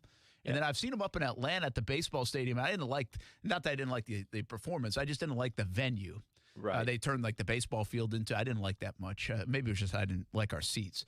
But now this will be the second good time. Energy. Yeah, I'll see you second time in Daly's place. What's Steph's favorite song? What's Steph's favorite song? That's a good question. Yeah, it's a good question. I have no idea. No idea. Right, well, I will say this. Chicken Fried is a funny song for us because I used to sing it to the kids like all the time when they were little. And so I have these videos of like Ty and Kaylee singing Chicken Fried when they they must be like 4, and it's just funny to hear them singing the song. You can hardly make it out whatever they're saying. So for us, it's kind of fun. But that's awesome. Hey, we got week 7 high school football. You'll be in good hands with Weber. He knows all this high school stuff anyway. But what are you looking forward to? Bowls, by the way, the news here is Bowls canceled Clearwater. What is that? Clearwater Academy. They've played Trinity Christian. They played that 53-50 game. It was the 300th win for Verlin Dormany. And then they came over and played Rains.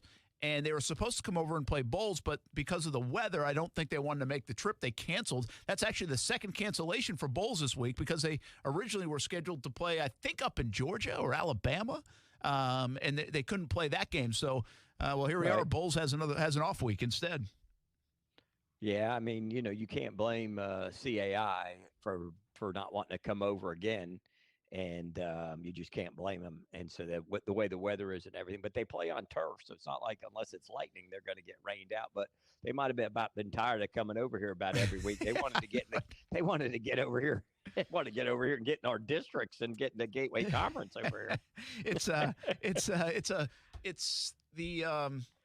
The Clearwater thing, I was asking Matt Tolbin a little bit about it because we saw him yesterday at Jaguars All Access at String Sports Brewery. He was our Friday Night Blitz Coach of the Week and stopped over and got honored at that show. And I was asking him about Clearwater. He said, there's a lot of kids from Canada and Germany and places like that that are at Clearwater. And I guess it's kind of IMG in a sense, but not as kind of what IMG has been able to do. But he said from a talent standpoint now, they're probably not too far behind. And I saw it. I mean, they had some huge kids playing Trinity. But nonetheless, the story is go ahead. Yeah, I heard they were IMG's feeder school. Well, they might be. They send them over there, and if they're any good, then the next year they go to IMG. That could be the case. Hey, by the way, there are some schools that operate like that anyway. Just even from public school to private school these days. Anything else get your attention this week? We got our game of the week for the Friday Night Blitz is Columbia and Lee. And, Riverside, excuse me. I knew I'd do that sooner or later, and I've been pretty good at that. Formerly Lee, but it's Riverside. We have done those games, Coach, a couple times. A couple years ago, when we used to do the broadcast, the live broadcast here on ESPN 690, and those are always good. Expect a good one tonight in the backyard. Yeah, it'll be a good one. It'll probably be really for Riverside. They're probably more looking forward to this. The last couple of weeks, they pretty much got going. It was a little stickler last week with Inglewood, but eventually they would keep their dominance and everything moving. But I'll tell you, the funny thing is this one could go down to the last possession. We had the last possession the one time, then we had overtime the one game that we had them. Last year they played a couple classics, so really going to be a good one and a really good test for both teams. I'm pretty sure the game is still on. I think I saw a pass through, and I'm hesitant a little bit to mention it, but I think there was some tragedy with a car accident over there in Columbia this week, so or today actually. So I was kind of keeping my eye on that, and we'll see if there's a lot on the way to the players, and depending on right. I don't know the details of everything, but I saw something pass through our newsroom, so keep an eye on that. Might be a tough day to play for some of the kids, and you can see more about that on CBS 47 and Fox 30, of course. What else? Here's a game that's very interesting. We've talked about Ed White this year. They host Mandarin.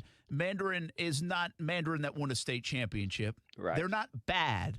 The thing about it is they know how to win, right? And they just that's kind of what they do, and Bobby Ramsey does. And so Ed White getting this game tonight now, that would send me a little bit of a statement, and maybe the rest of the area. Well, I think the thing with Ed White too is they got a big one next week with Baker in the district. Could be the district championship game.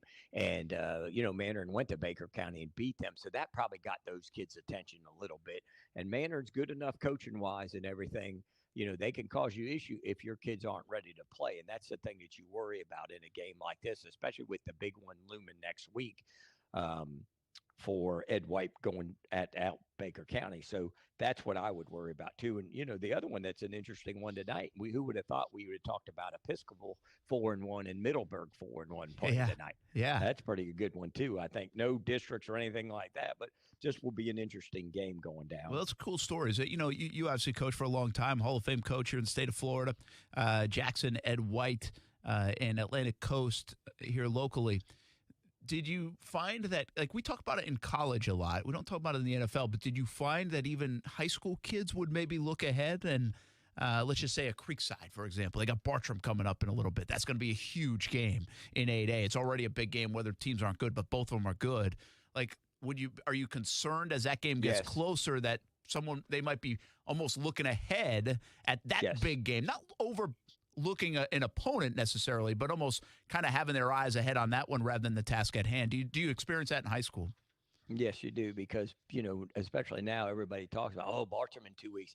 Bartram in 2 weeks. That's going to be the best game of the year. That's going to be the greatest game. We've never beaten them. We've never done, you know what I mean? So your kids are hearing that, and they're getting bombarded. So as the coach, it's all about focus. It's all about what we're doing. It's about week to week, and that's hard, though, because high school kids, people talk, people listen, as they say, they as the old rest in peace, Corky Rogers, it was publicity's like poison. If you don't swallow it, it won't hurt you. And that was always the thing at Bowles. That was always relevant when Corky was there, relevant to what Corky message would be the same thing. So, yes, you always worried about looking past to the next big game. And I think that one tonight with Creekside and Atlantic Coast, I think Sean and McIntyre and them will have their kids ready to play. So that's a big one. And I think at Ed White and Mandarin, I think that's a big one for Ed White, staying focused to get to next week. Well, we got cameras all over the area for the Friday Night Blitz, 10:30 on Fox 30, 11:20 on CBS 47, Fox 30.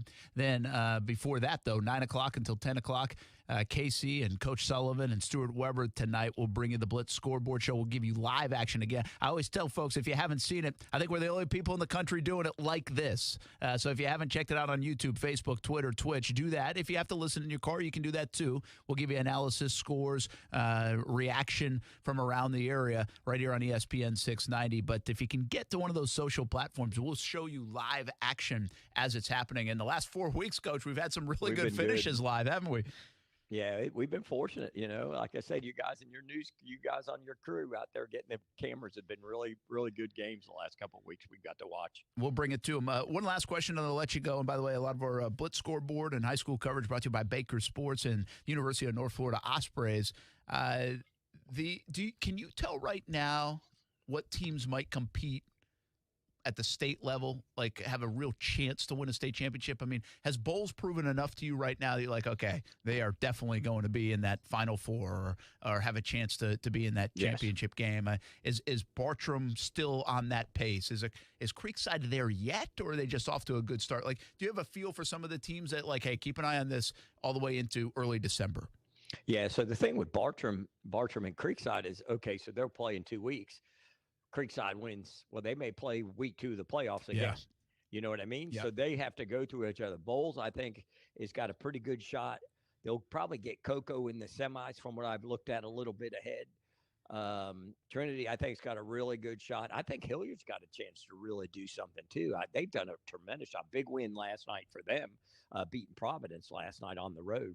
I think Riverside, again, tonight will be a good measure and stick for them, but I think they've got all the elements that you need to make a deep run. And then, again, we'll see Ed White and Baker County. I think scheduling-wise, playing the good people is going to help all our teams going forward with the playoffs. Absolutely. All right, Coach Sullivan, go have some dinner, man, and we'll look forward to it at 9 o'clock tonight. Appreciate the time. All right, buddy. Have a good time at the concert. All right, thanks, man. That is Kevin Sullivan, our Hall of Fame coach. He joins us each and every night here on Action Sports Jacks on a Friday night. And then also on our Blitz Scoreboard show, 9 o'clock tonight. Don't miss it. Hey, if you love high school, how can you not like high school sports? You got to love the Blitz Scoreboard show. 9 o'clock until 10 o'clock tonight. Stuart Weber filling in for me. Sullivan will be there, and we'll have some action from all over the area, including coaches' reaction, scores, analysis, plus our Committed to the Uncommitted, presented by Baker Sports, and also our QB High Five. Don't miss it tonight, 9 o'clock on ESPN 690, Facebook, YouTube, Twitter, and Twitch. Good way to play us out right here, Casey. We'll be back, put a bow on the week, and then head to a little Zach Brown band here on a Friday. We'll be right back. I'm stuck in colder weather. Maybe tomorrow will be better. Can I call you then? This is Action Sports Jacks. I think I'm getting closer and closer to doing the anatomy of the screenplay. I mean, what the hell? I mean, why can't we run a screen in Jacksonville for 14 years since I've been here? 14 freaking years we can't run a screenplay. And then on defense, we can't stop the damn thing. They can't stop a screenplay. We can't run a screenplay. What is going on in Jacksonville? I mean, it's unbelievable. They run screenplays in high school. Hi there. I'm Mia. I'm Air. Your air? Yeah. I just got out of the lungs of someone smoking a cheap little cigar outside a bodega. Oh, it was so smoky in there. And where there's smoke, there's fire. Cancer. Oh. Yeah. Little cigars might taste sweet, but they still kill. I'm supposed to be helping people, not unhelping them. You mean hurting? Oh, yeah. Sorry.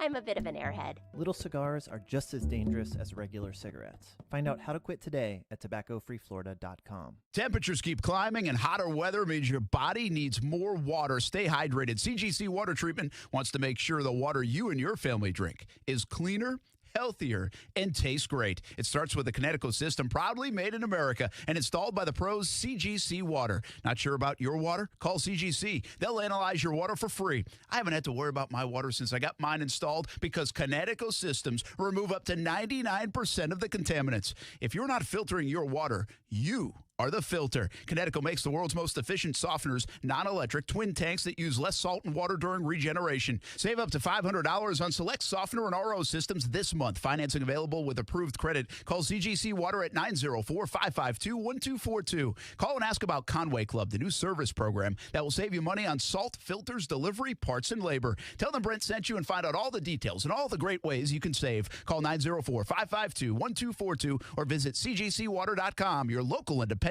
Connecticut dealer.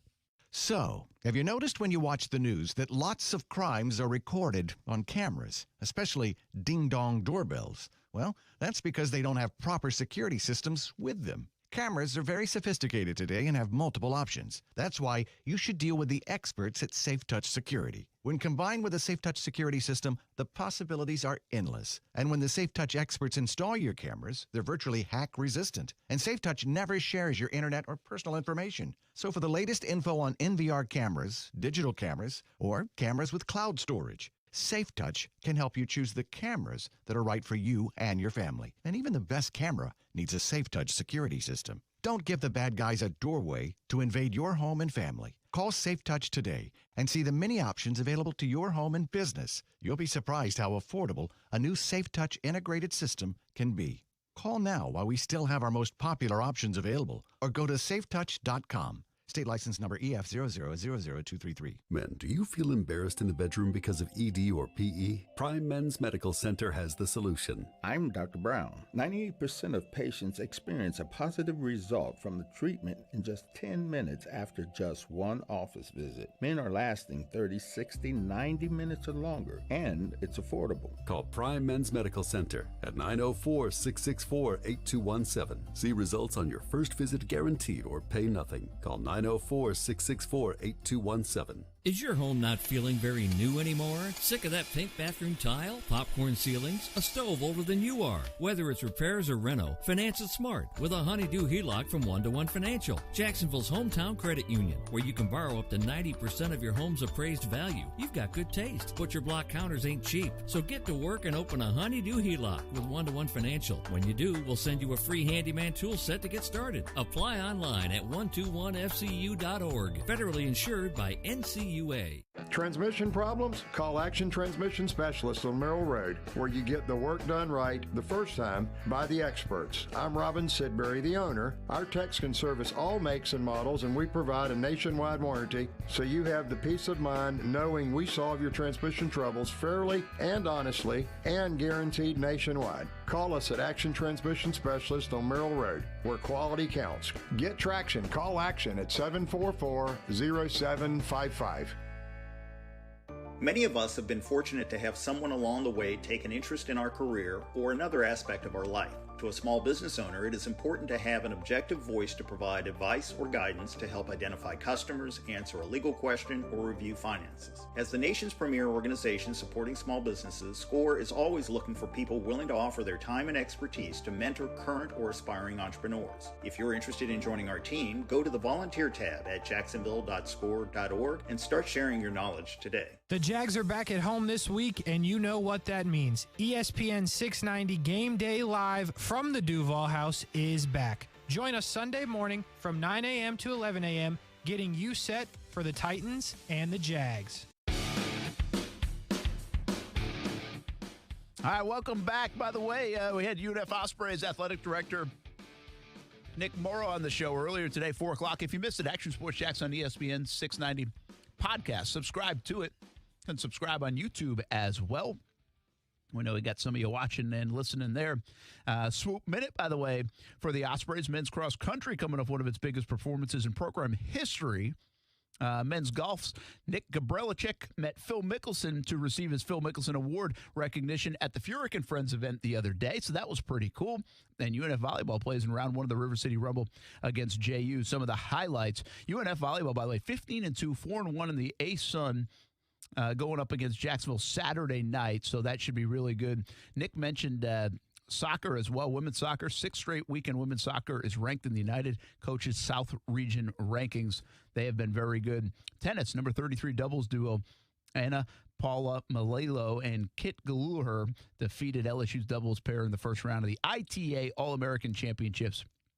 Hopefully I got their names closely right. That is your swoop minute. Go to unfospreys.com for more. And by the way, if you like just college athletics, go check out that volleyball team over there at UNF. They are really good and top 50 RPI in the country. That is saying a lot. Appreciate UNF Ospreys and their support of our Blitz scoreboard show, Baker Sports as well. That's coming up tonight, 9 o'clock.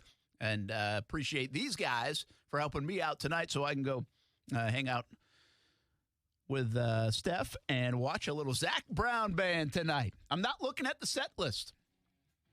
Not going to do it. Well, you won't be disappointed that way. I mean, I have what we think is the set list. I was texted it, and I haven't looked. Stay strong. Stay strong. That's right.